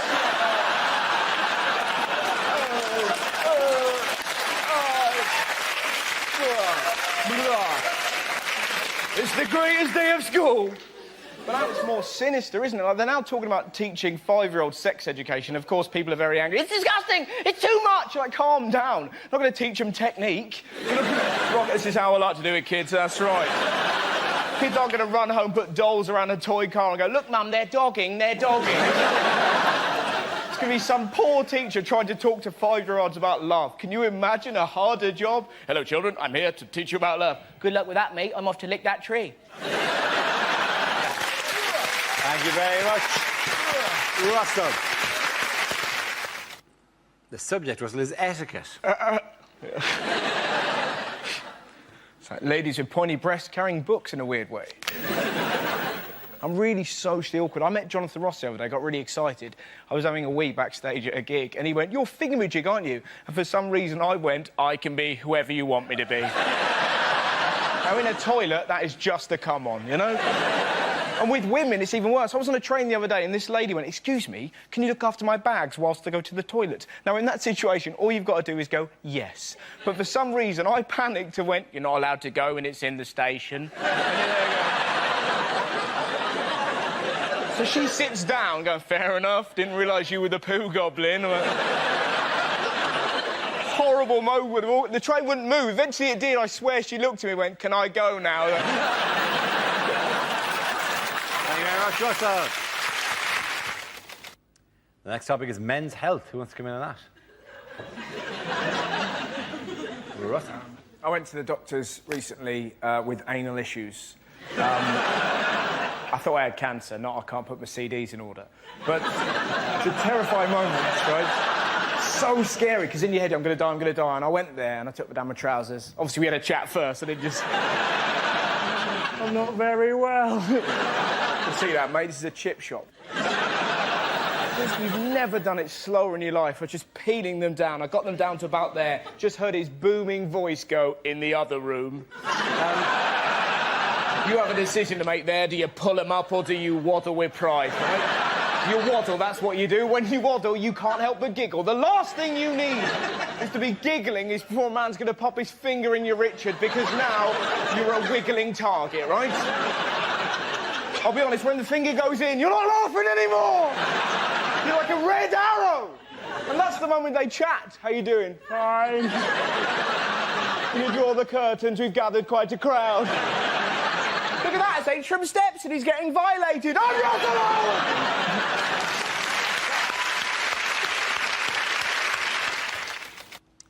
The next topic is the royal family. Prince Harry's pretty spectacular, isn't he?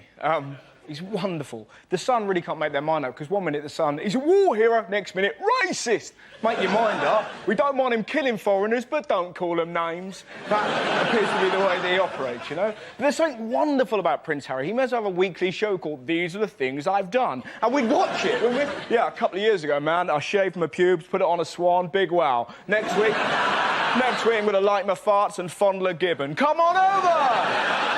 We love him because he's ferociously stupid. Think about it. He had 100 grand spent on his education, the finest education money could buy. He went to Eton, he got 2 A-levels. One's an E in geography, one's a B in art. Can you imagine that? Your dad has spent 100 grand on your education? I've done a drawing and I sort of know what a hill is. You know, Next subject is rage. No wonder that man's cross. He's stuck in a shuttlecock. Everyone's angry, though. I know kids did really well in their A-levels. How do we respond? A-levels are getting easier. In my day, you have to do 50 questions in a minute. You got one wrong, they killed your dad. You know? All you hear is, this country's gone to the dogs. I'm fed up with this country. It's the worst country in the world. It's enough to drive you mad. Yeah, I bet there's some bloke in some war-torn African village as we speak just weeping. Why are you crying, mate? Is it because you've got no food, no money, no home? It is none of those things. Some people in England only have their willy bins collected once a fortnight. Is there no God? The next topic is the consumer society. Russell. It's all a bit much, isn't it? I went into a shop the other day that said, why not try a guilt-free wrap? You're like, don't make sandwiches evil. Sandwiches are lovely. The bacon sandwich, one of the loveliest things in the world. What is a bacon sandwich? Essentially, it's bread giving a dead pig a cuddle. It's a lovely thing. I love you, Mr. Pig. Why do the Jews hate me? It's lovely. I was really down about it, and then I saw this wonderful thing that I think could only happen in the West Country. The bloke behind the counter in this shop yawned. The bloke in front of him, who did not know him, popped his finger in his mouth and went, ooh, yawn rape, and I nearly died. I had never seen a yawn rape, and now you've learned about it, you can't not do it. You'll be on a bus, you'll see an yawn rape, you can't help it. Did the bloke behind the counter headbutt him? No, he didn't. The bloke behind the counter giggled and went, it's a good job I didn't fart, wasn't it? And you're sat there going, well, the world is a better place. Thank you very much, Russell. That's fitness. Could have been camel toes.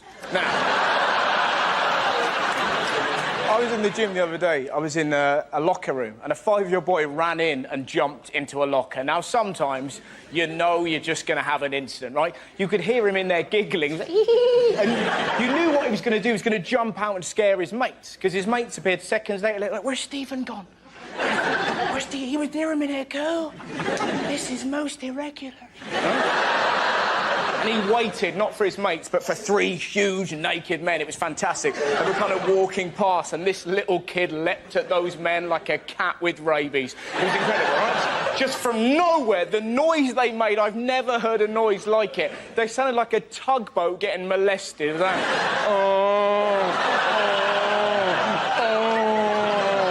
His long-suffering dad is in the showers, obviously heard this and went, that'll be my bloody boy!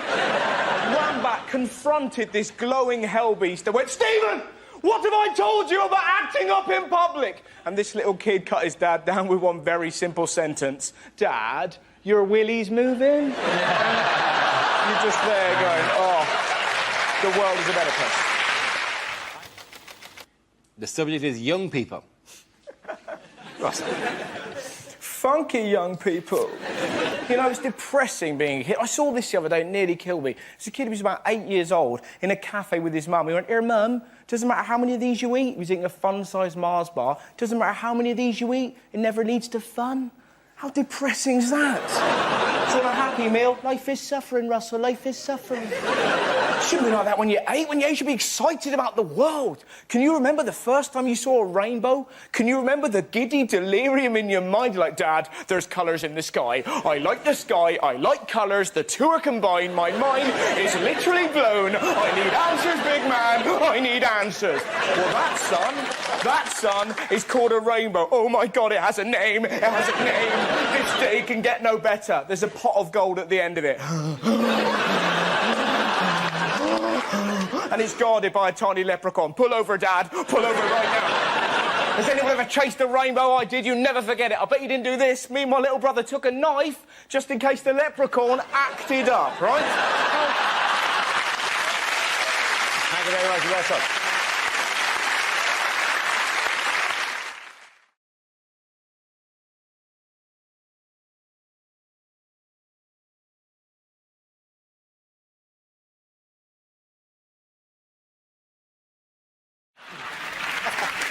It is to do with the visitor to London.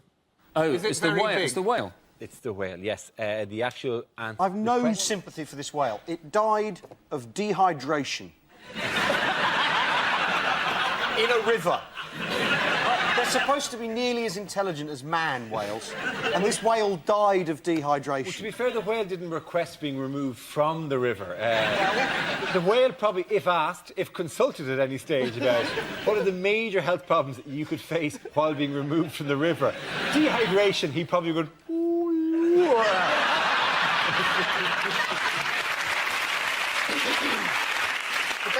The best thing about this whole whale business is that there's now no need to go to New Zealand. Simply no need. You're 28 hours of connecting flights to look at whales. There's no point. They're in our river. Do you know one of the reasons I think it swam up the Thames was because the Navy were doing sonic soundings and stuff off Southend, and this apparently confused the whale. Because it sounds like an explosion to us, but to the whale it said diversion, North Sea closed.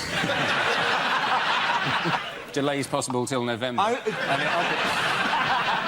was very impressed with the fact that I spoke to a number of people who said, well, it received all the coverage because we in Britain love animals. Ugh. And you're kind of going, no, I think any country that had a whale swim into the middle of the capital city would have probably gone, a whale, that's a little bit unusual to us.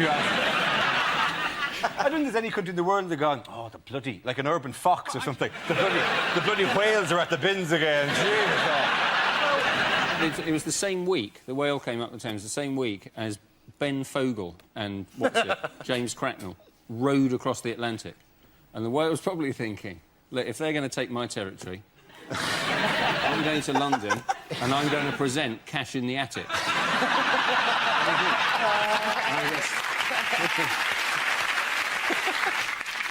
This week on Cash in the Attic. Well, yes, it was my mother's originally. But we're hoping to raise money for a holiday in Australia. It was weird that they were thinking... One of the plans was to use whale song to lure the whale back out to sea. But we don't know what a whale song means. We have no idea. Anything by Dido will do. Yeah, exactly. As an emergency measure, they could have slowly moved Enya up the river from Kingston, playing her I think they should music, do that anyway. driving the whale. Let's do that anyway as a memorial to the whale's memory, Dara. Or let's make a memorial for the whale by putting it in the EastEnders title sequence. Is it not very selective as well that they gave the whale a name? That it was called Wally or Whaley? What was the mistake with the names? Well, because you give a whale a name, but you don't. When a dingo has eaten some children in Australia, you don't say. Well, you don't. Davy the dingo. Well, you generally give the name to anthropomorphise, to give it to see that it reflects some great human qualities like bravery or getting whatever. lost. But eating small children isn't really the kind of thing you want to have. Oh, little Teddy the dingo, you're all full up now, aren't you? Exactly. The Sunday Times helpfully ran a map of the whale's route, which we can show here. That's the whale, which is, the river, basically. Just in case you're going, if I was going to Battersea from East London, I wouldn't have gone that way. After the whale sadly died, some criticised the rescue operation. Let's face it, a whale needs to be winched onto the barge like it needs a hole in the head. I thought that was sweet, that particular one. To be fair, the whale only received the same treatment as any NHS patient, dying on the trolley 36 hours after first being seen.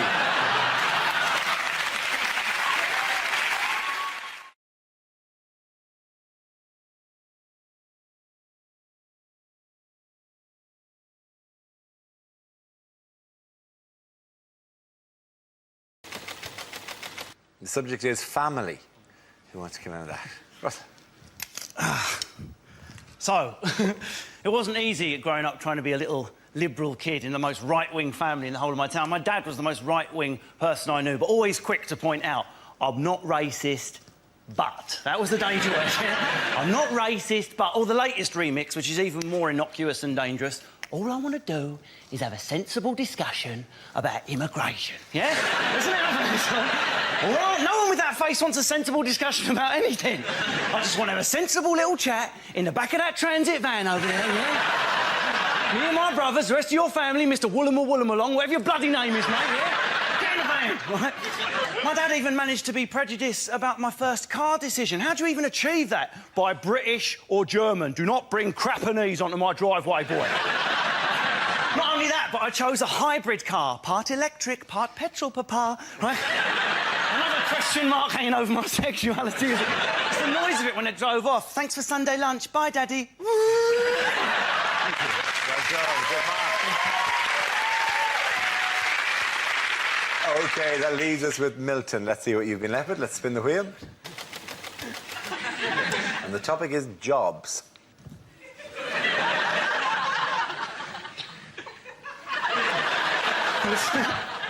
I used to work at a Christian rock festival selling toasties.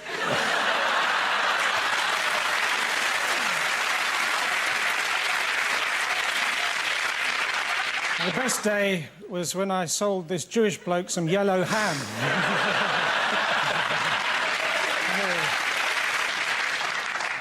My dad was a dustman.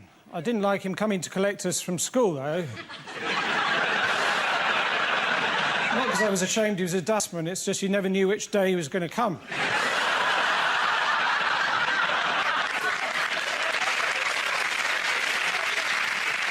The rest of my family were police marksmen.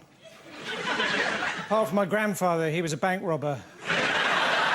He died quite recently, surrounded by his family.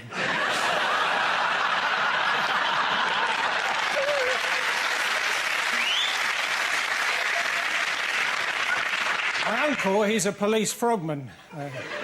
No, sorry, he's a French policeman. I used to work in a supermarket. It was my job to hand out samples of things for people to taste. But I was asked to leave after the little cups of bleach incident.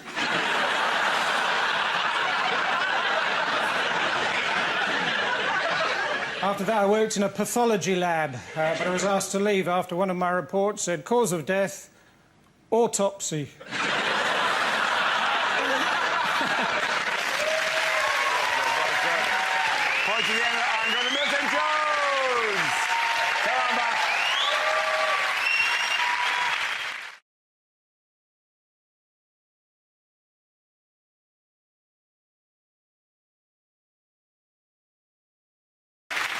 OK, Frankie and Andy, you're going to go head-to-head on this topic. Let's spin the wheel again. OK, it's the war on terror. Who wants to go first? Andy? Yes, the war on terror. The Americans have said, you know, they're worried that Iraq is their new Vietnam. Let's hope not. Otherwise, we're in for some shit movies in about 10 years' time. Good man, Andy. Well done. Andy Parsons there. On the same topic, Frankie, it's your turn. Apparently, in America, they're building a big tower on the site of September 11th, Freedom Tower, and they're looking at ways of trying to make it terrorist-proof. I think they should have just built a giant mosque. No one's going to fly into that, are they? Or even better, a runway.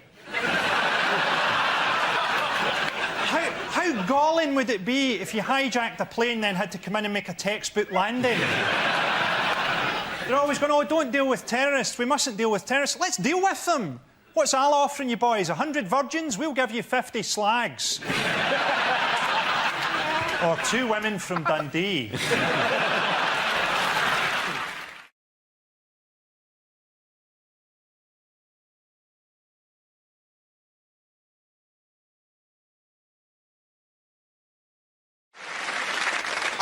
Of all weeks, this week where there's been a bank holiday in England would be a very good week, because I would imagine up and down the streets of England there have been millions and millions of bins left out for 24 hours because people forgot, because it was a bank holiday, that the bins would be collected a day later.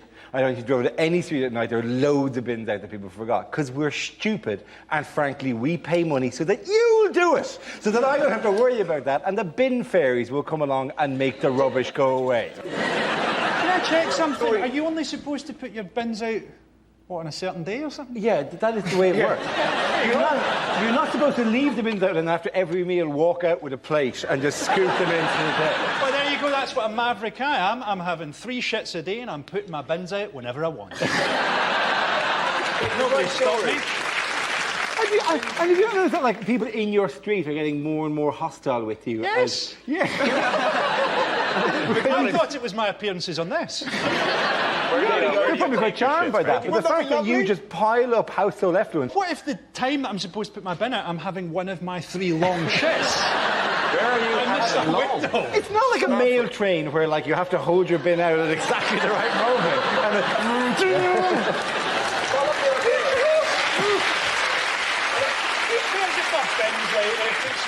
There's nothing in there that's of any use to anybody. It's not the utility of your rubbish. You two, simmer down. Look at this. Every night after we record this show, I have to go and do the fucking bins, right? I go home and not only do I have to do the bins, I have to separate everything I've used into every component part. Hounslow Council have given me... It's just driving me up the wall, right?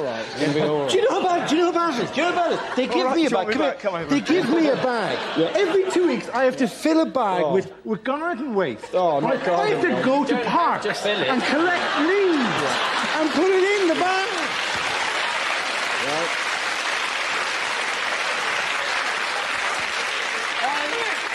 There's no reason you shouldn't put your bins out whatever day you like, because you're enormous. If I was you, I'd just pour everything out the top floor window, and when someone turned up to complain, I'd say, yeah, what about it? I look like I was created in a science accident.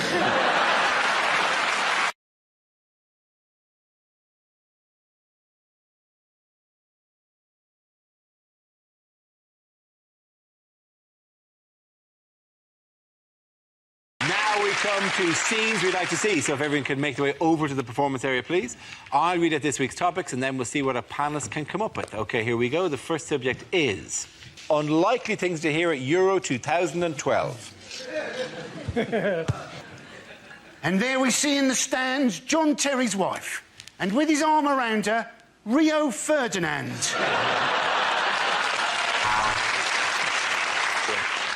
Well, this French team has 3 strikers. Luckily, the other 8 have agreed to play.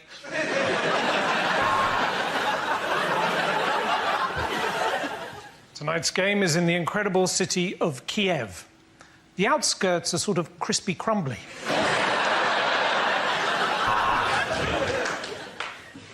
And Holland are 2 down.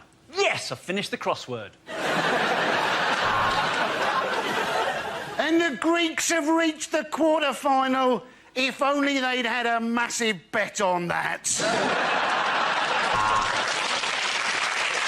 Oh, that's a bad one. You can see the bone sticking right out. These Ukrainian meat pies really are awful. And now over to Mark Lawrenson, who has something really interesting to say.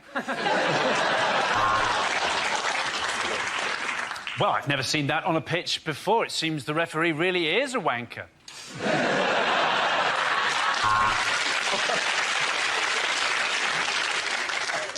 No, mate. This is row 6. Euro 2012.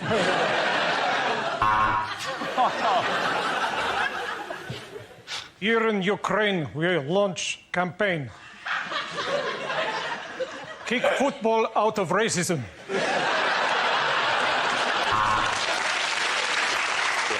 And that is some incredible dribbling there from the Irish supporters.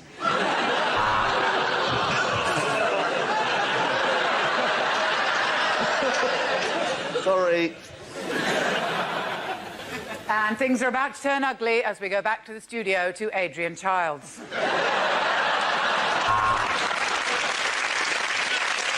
And it's Germany against Greece, the ultimate dilemma for the British royal family. And that is quite simply some wonderful defending there from John Terry's legal team. Well, the Russians and Ukrainians are going to settle this with a shootout. No penalties, just a shootout. So, Germany are camped in the Polish half. Not for the first time.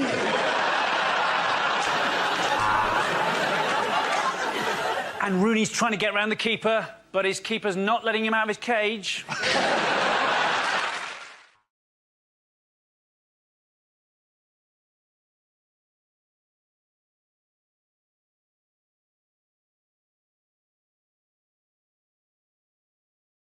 OK.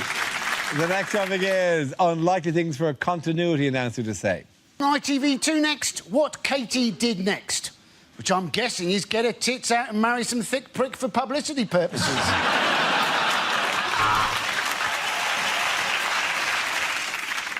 I can see you.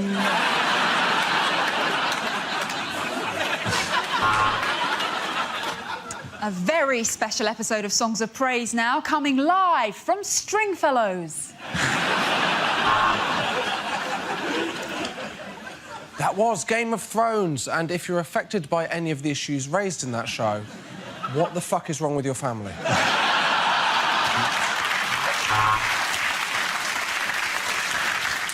Is masturbation bad for you? That's not the next programme, I'm just thinking aloud. Next up, baking and entering with Anthony Worrell-Thompson.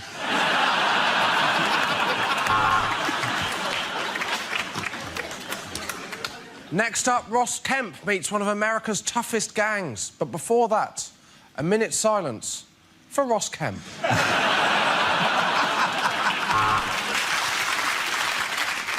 No! Dad! This is bullshit! Hate it when the eggheads win.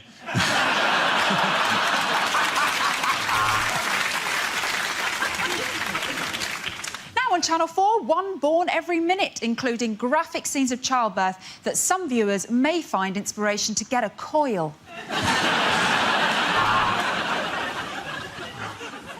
And now on Channel 4, skins. 4 skins.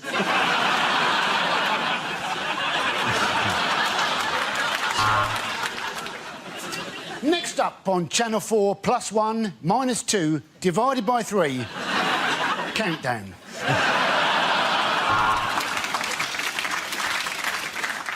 Next up, we have literally the only episode of Top of the Pops 2 we're allowed to show. That was Mock the Week.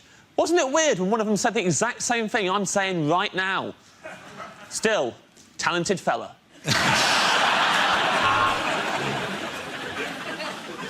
Next up on BBC... Wait a minute, are those hippos swimming in a circle? What? Why are we watching Homes Under the Hammer? Now it's one of those X Factor episodes where they sing next to a swimming pool. I presume to prepare them for a life singing on cruise ships.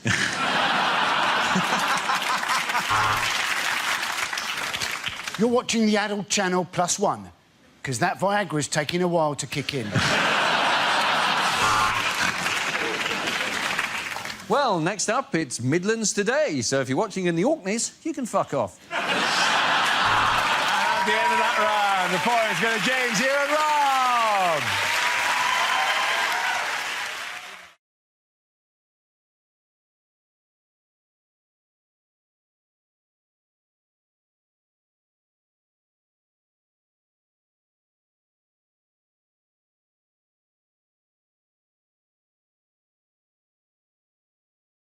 They put UKIP all in a line. I can show you what UKIP all in the line. UKIP. If you put up a banner, like, for example, after you've just been lost to a by-election, it doesn't read as UKIP. It very clearly reads as Pookie.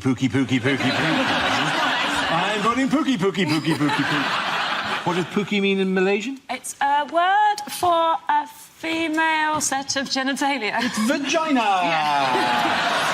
Pookie is the Malay, one of the many Malay words for vagina. You know what the other Malay word for vagina is? Is it vagina? No. Is it BNP? Yeah, it's not.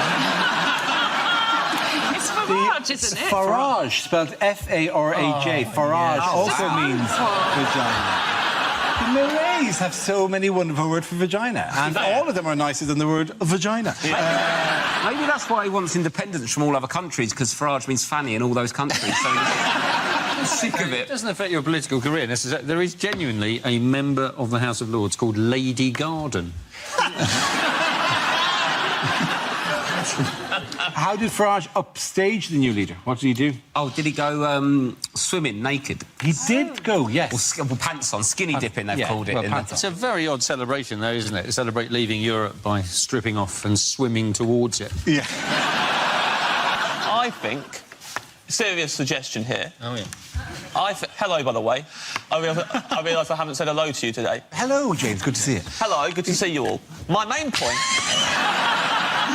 I would like to compliment you on managing to find a jumper. This is the exact same colour as your hair. Thank you. It's very good. And my shirt. And your shirt. I'm working on my skin. I'm hoping this soon I can just be completely in mustard and then hide in Coleman's. To seem, you know, churlish, but can we return to the topic at hand? Absolutely. Can you remember what the topic was? It is illegal to be naked in public. Oh, so he is did. it? Yeah, I mean, you can't take all your clothes off. Yeah, and so. Yeah, actually, of course it is. I think people are really. Why did I for a second doubt that? I apologise. You're like, is it? That's an interesting window on my views. What's wrong with you people? Just be relaxed. That's why we're all sitting behind desks. They're just bodies. He really hasn't retired, has he? So he's been to America, hasn't he? And he's worked with Donald Trump, hasn't he? He has. He's appeared with Donald Trump. And in America, he's known as Mr. Brexit. Well, which Trump sounds like a sort of 1970s men's clothes shop to me. Where do you get your shirt? Mr. Brexit. And in Malaysia, Mr. Brexit means vagina. Did you know that? What new challenge is Theresa May facing? Oh, there's a group. A group has been set up. Yes. I believe they're called Leave Means Leave. Yes, they are. And they're saying, we want Brexit now, hard Brexit. This whole thing feels like a really horrible game of would you rather, but they're both things you don't want. Like, would you rather have massive hands but they're not attached to your body, or tiny hands but they're strangling you? Wait, one of them means you're racist. Yeah. It's too hard. It must be so hard for him. It must be so stressful, so confusing. Because I tried to switch from BT Sports to Sky Sports, and I ended up crying and just having both. I think I might have an idea in terms of solving, basically, because half of the country want to leave and half of the country or slightly more want to stay. Why don't we do a Robbie, like, where we leave, but we come back for big concerts? Yes. So, like, everyone's OK about it, the fans are happy when he does turn up, what a great surprise. But actually, most of the time, he's not in the band. So, sort of unexpectedly. Yes. So they have, like, the European things where there's 27 of them around and they're all just swaying gently. Yeah. And then it's like, I would rather have big hands, but they're not attached to my body. That's it, ladies and gentlemen. Good.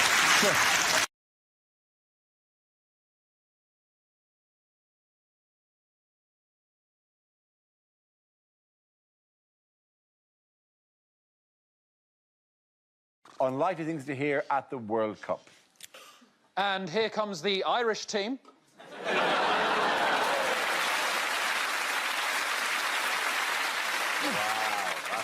Oh, sorry, that is wow. You're getting buzzed to fuck for the rest of it. Okay. Sorry, Hugh. You like to go in there? Yeah, okay. Absolutely. That's Hugh. fine. Here with the first answer is Hugh.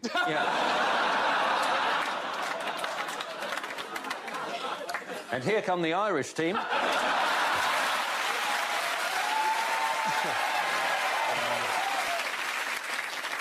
Hello, I'm really sorry we didn't get in this year.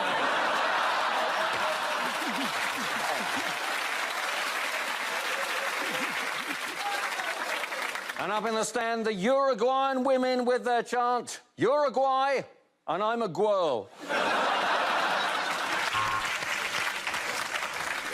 And Portugal have beaten Spain, and Saudi Arabia have beaten a woman for wearing shorts.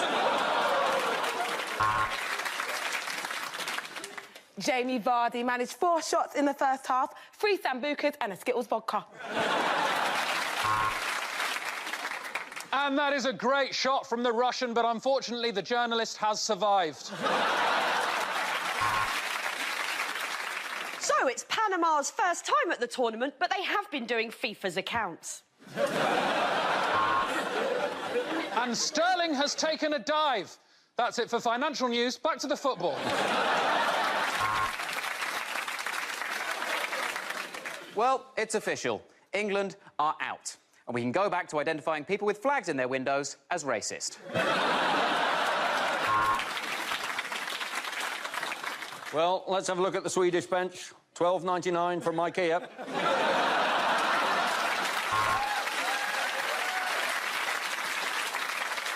Oh, and that is a huge tackle. That has got to make it more difficult to rollerblade.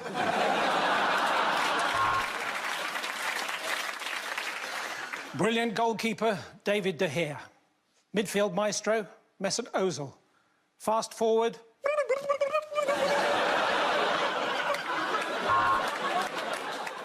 And he's nipped round the back and banged in an absolute screamer. This really is the best leaked sex tape in the history of football. Well, we didn't think it was possible, but somehow Gareth Southgate has managed it. England eliminated before the group stage.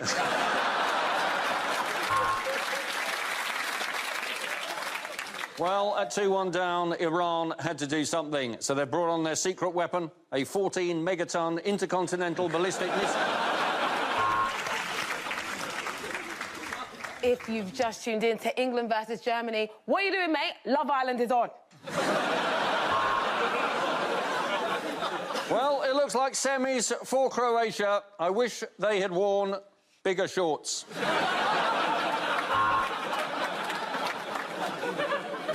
That's a shocking miss from Jesus. They are going to absolutely crucify him for that.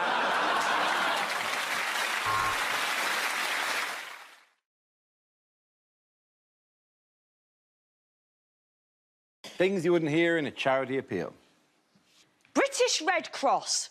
Just 3 adjectives to describe the average UKIP voter.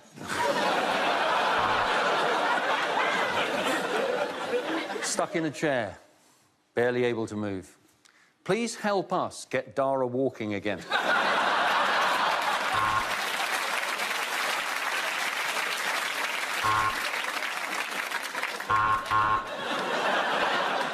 Peter Andre will be with us later. He's got a new single, and if our donations don't double, we'll let him perform it. For just 50p, Dara O'Brien will toss you off in comic hand relief. 50p? 50p is no way I'm paying that. God, give me a quid at least. I'm classy. Kiss him and everything. Shoplifters Anonymous, helping people to help themselves. If you're starting a family, why not consider adoption? But hurry up, otherwise it'll only be the ugly ones left. With your money, I'm going to start a human organ delivery service called Liveroo. Every day, these people walk up to 15 steps to get water. With your money, we can employ waiters at Nando's.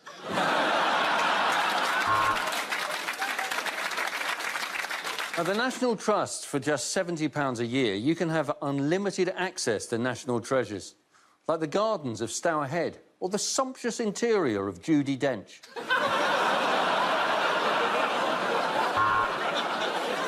The thing with a disease like HIV is that many people are just ignorant. Most people don't even realise that HIV is just Roman for high five.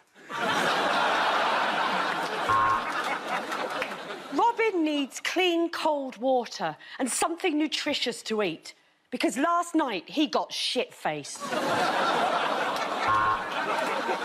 These people are disease-ridden. They haven't had a shower for weeks. Donate now. Save a life in Magaluf. This is the People's Dispensary for sick animals. This tiger has 3 dicks. How sick is that?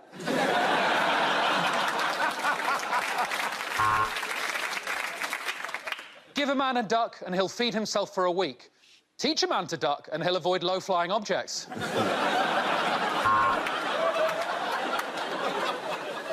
With your money last year, we took this homeless man and completely transformed him into a homeless woman.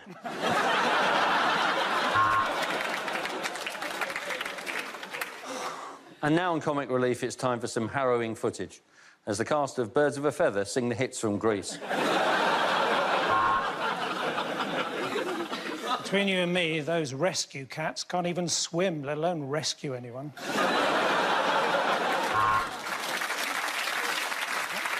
The Royal Society for the Protection of Birds, the only charity looking after the needs of Cockney women. For just the price of a cup of coffee, we can get little Nagubu a cup of coffee.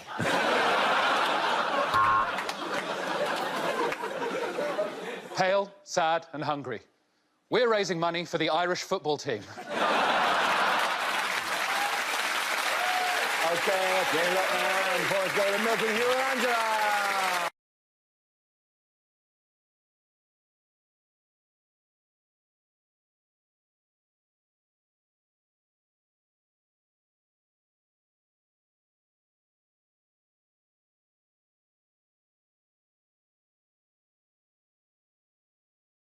Bad things to say in a job interview. When I said I was a Yale student, I studied key cutting at Mr. Minute.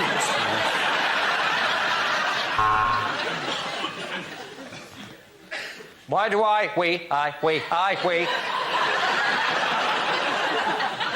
want this job? Don't tell him I have to.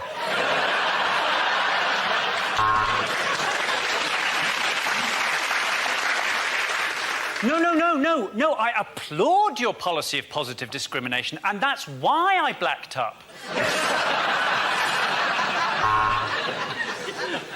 Can I just check? This office is more than 50 metres from a school. What do you mean, no experience? Being abducted by aliens isn't an experience, and I don't know what it is. Well, yes, I would make the perfect train driver. I'm always late, and I'd break down really easily.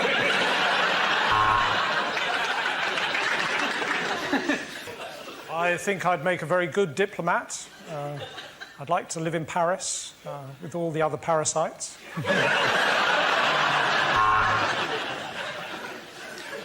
What do I see myself doing in 5 years' time? Exactly the same, only on Dave.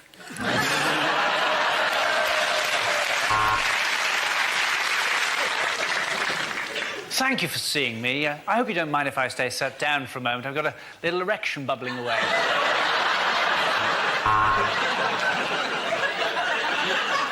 No, emu, no, emu, no, no, no.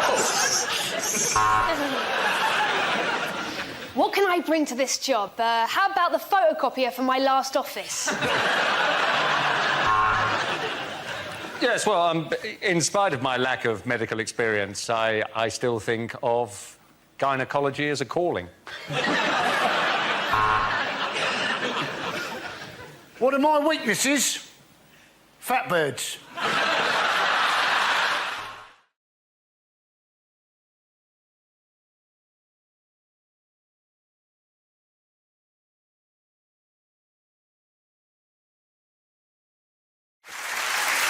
Our next round is called If This Is the Answer, What Is the Question? On the board are 6 categories. Holly, which category would you like? Please, may I have home news? OK, home news it is. The answer is poultry, axes and pills. What is the question?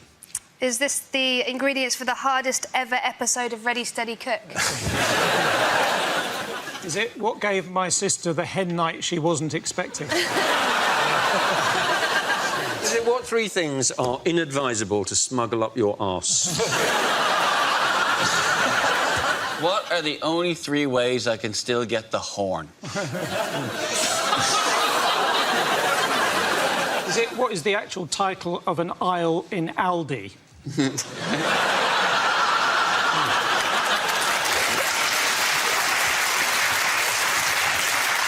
Is it what accessories come with the Charlie Sheen action figure? What 3 things do you need if you're going to cook cock ovalium?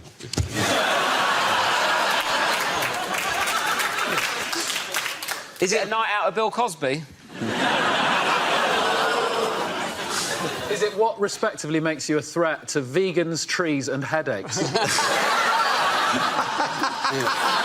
Triple threat. Is it what ingredients does Heston Blumenthal need to make a lemon meringue pie?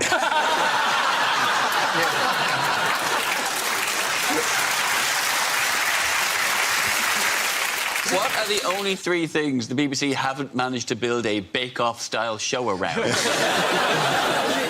What 3 things do you need if you're going to make an abattoir where the chickens have a choice? That is... Wow, that is dark. So I put it to you again, Mac Cluckerson. Shall I do it or shall you do it? Then you know the correct answer. What are you allowed to have a plastic... OK, what are you allowed to get a free plastic bag with if you're buying? I didn't say this right. Say it one more time. OK. Because it's really technical. Because it's like... What are you allowed... What? No, I can't do it. You have all the bit... What are the exceptions? OK, I've got it. For which items? What are the exceptions to the free plastic bag? No.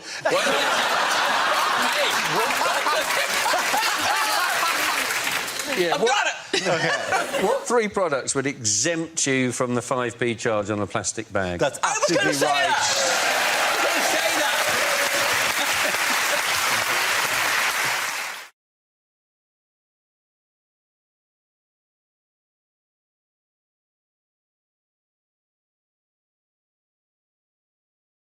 Now we come to our final quickfire round called Scenes We'd Like to See. This is for everyone, so if you can make your way to the performance area, please. I quote ideas for scenarios we'd love to see, and the performers come in with their suggestions. OK, here we go. The first subject is lines you wouldn't hear in a sci-fi film. We've discovered an alien queen, and she's laid enough eggs to take over the galaxy. This writing, it says, Katuna.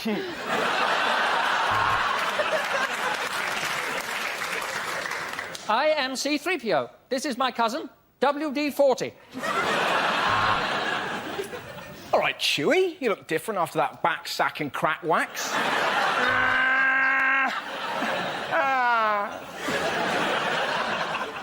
My name is Obi-Wan Kenobi.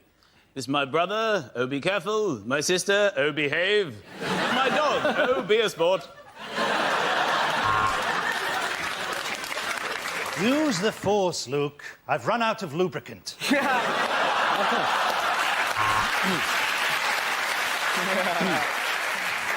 Yeah, that's right. We aliens have learnt your language by listening to your radio broadcasts.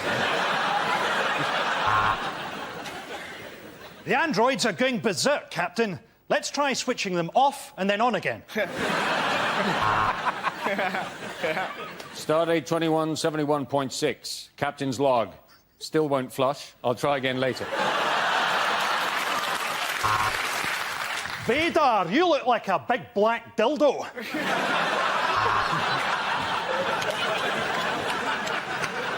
Captain, I've been repeatedly firing this laser at that alien, but all I've managed to do is improve its eyesight and give it a Brazilian. It's not easy being a Vulcan, Captain. Due to my death grip, I can't masturbate.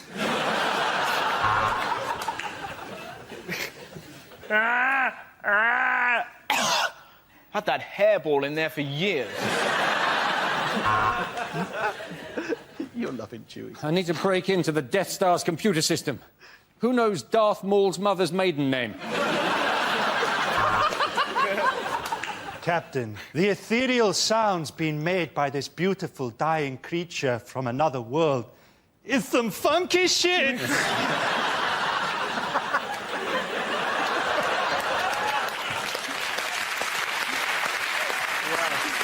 OK, the next topic is things you wouldn't hear on the radio. In that episode of the Hugh Dennis story, Hugh Dennis was played by Bruce Willis, Steve Punt was played by Hugh Dennis, and the band was Shawaddy Waddy.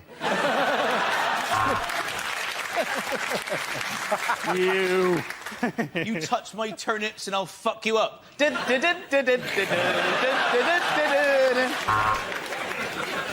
And now for a travel update. There is an accident on the M1. It's a good one, so hurry up. There's flames and everything. Next, a book at bedtime.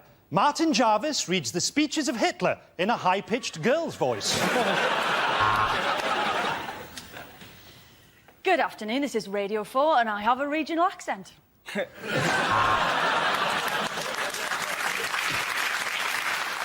Next on Radio 4, the dogging forecast.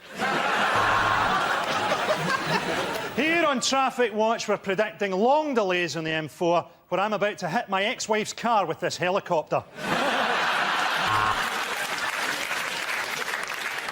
And now it's the panel show where our panel try to stave off premature ejaculation. Yes, it's just a minute.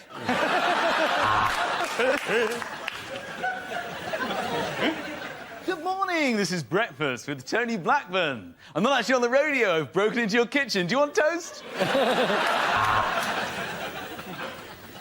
Next, more lesbian propaganda with Woman's Hour. Well, you've certainly stumped the Gardener's Question Time panel. None of us know how to bring a fox to orgasm. You're listening to Heart FM. The same 5 songs all day long.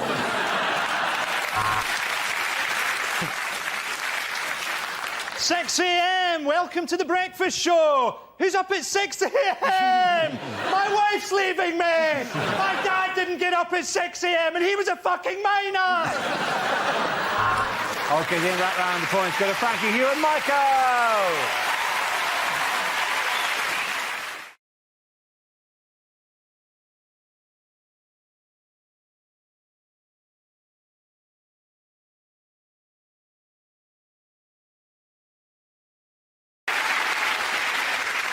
We start with a round called Headliners. Here's a picture of Gordon Brown, but what does BLSC stand for? Is it Brown Lifts See-Through Cucumber? Is it Bungle loses showbiz costume?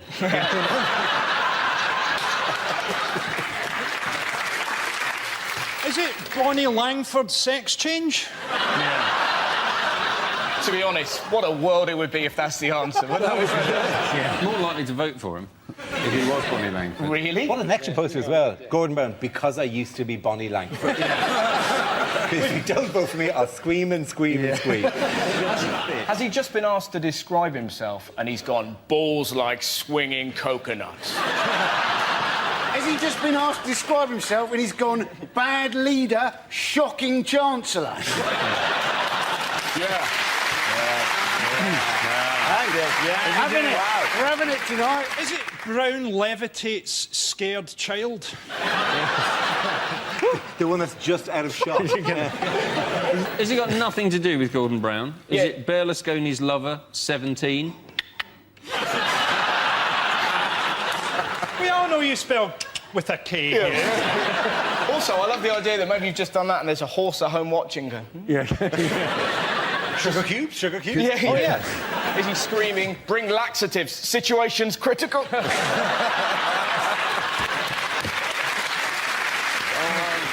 Listen, let me move you towards the correct answer. Is it Brown's leadership style criticised? Yes, it is.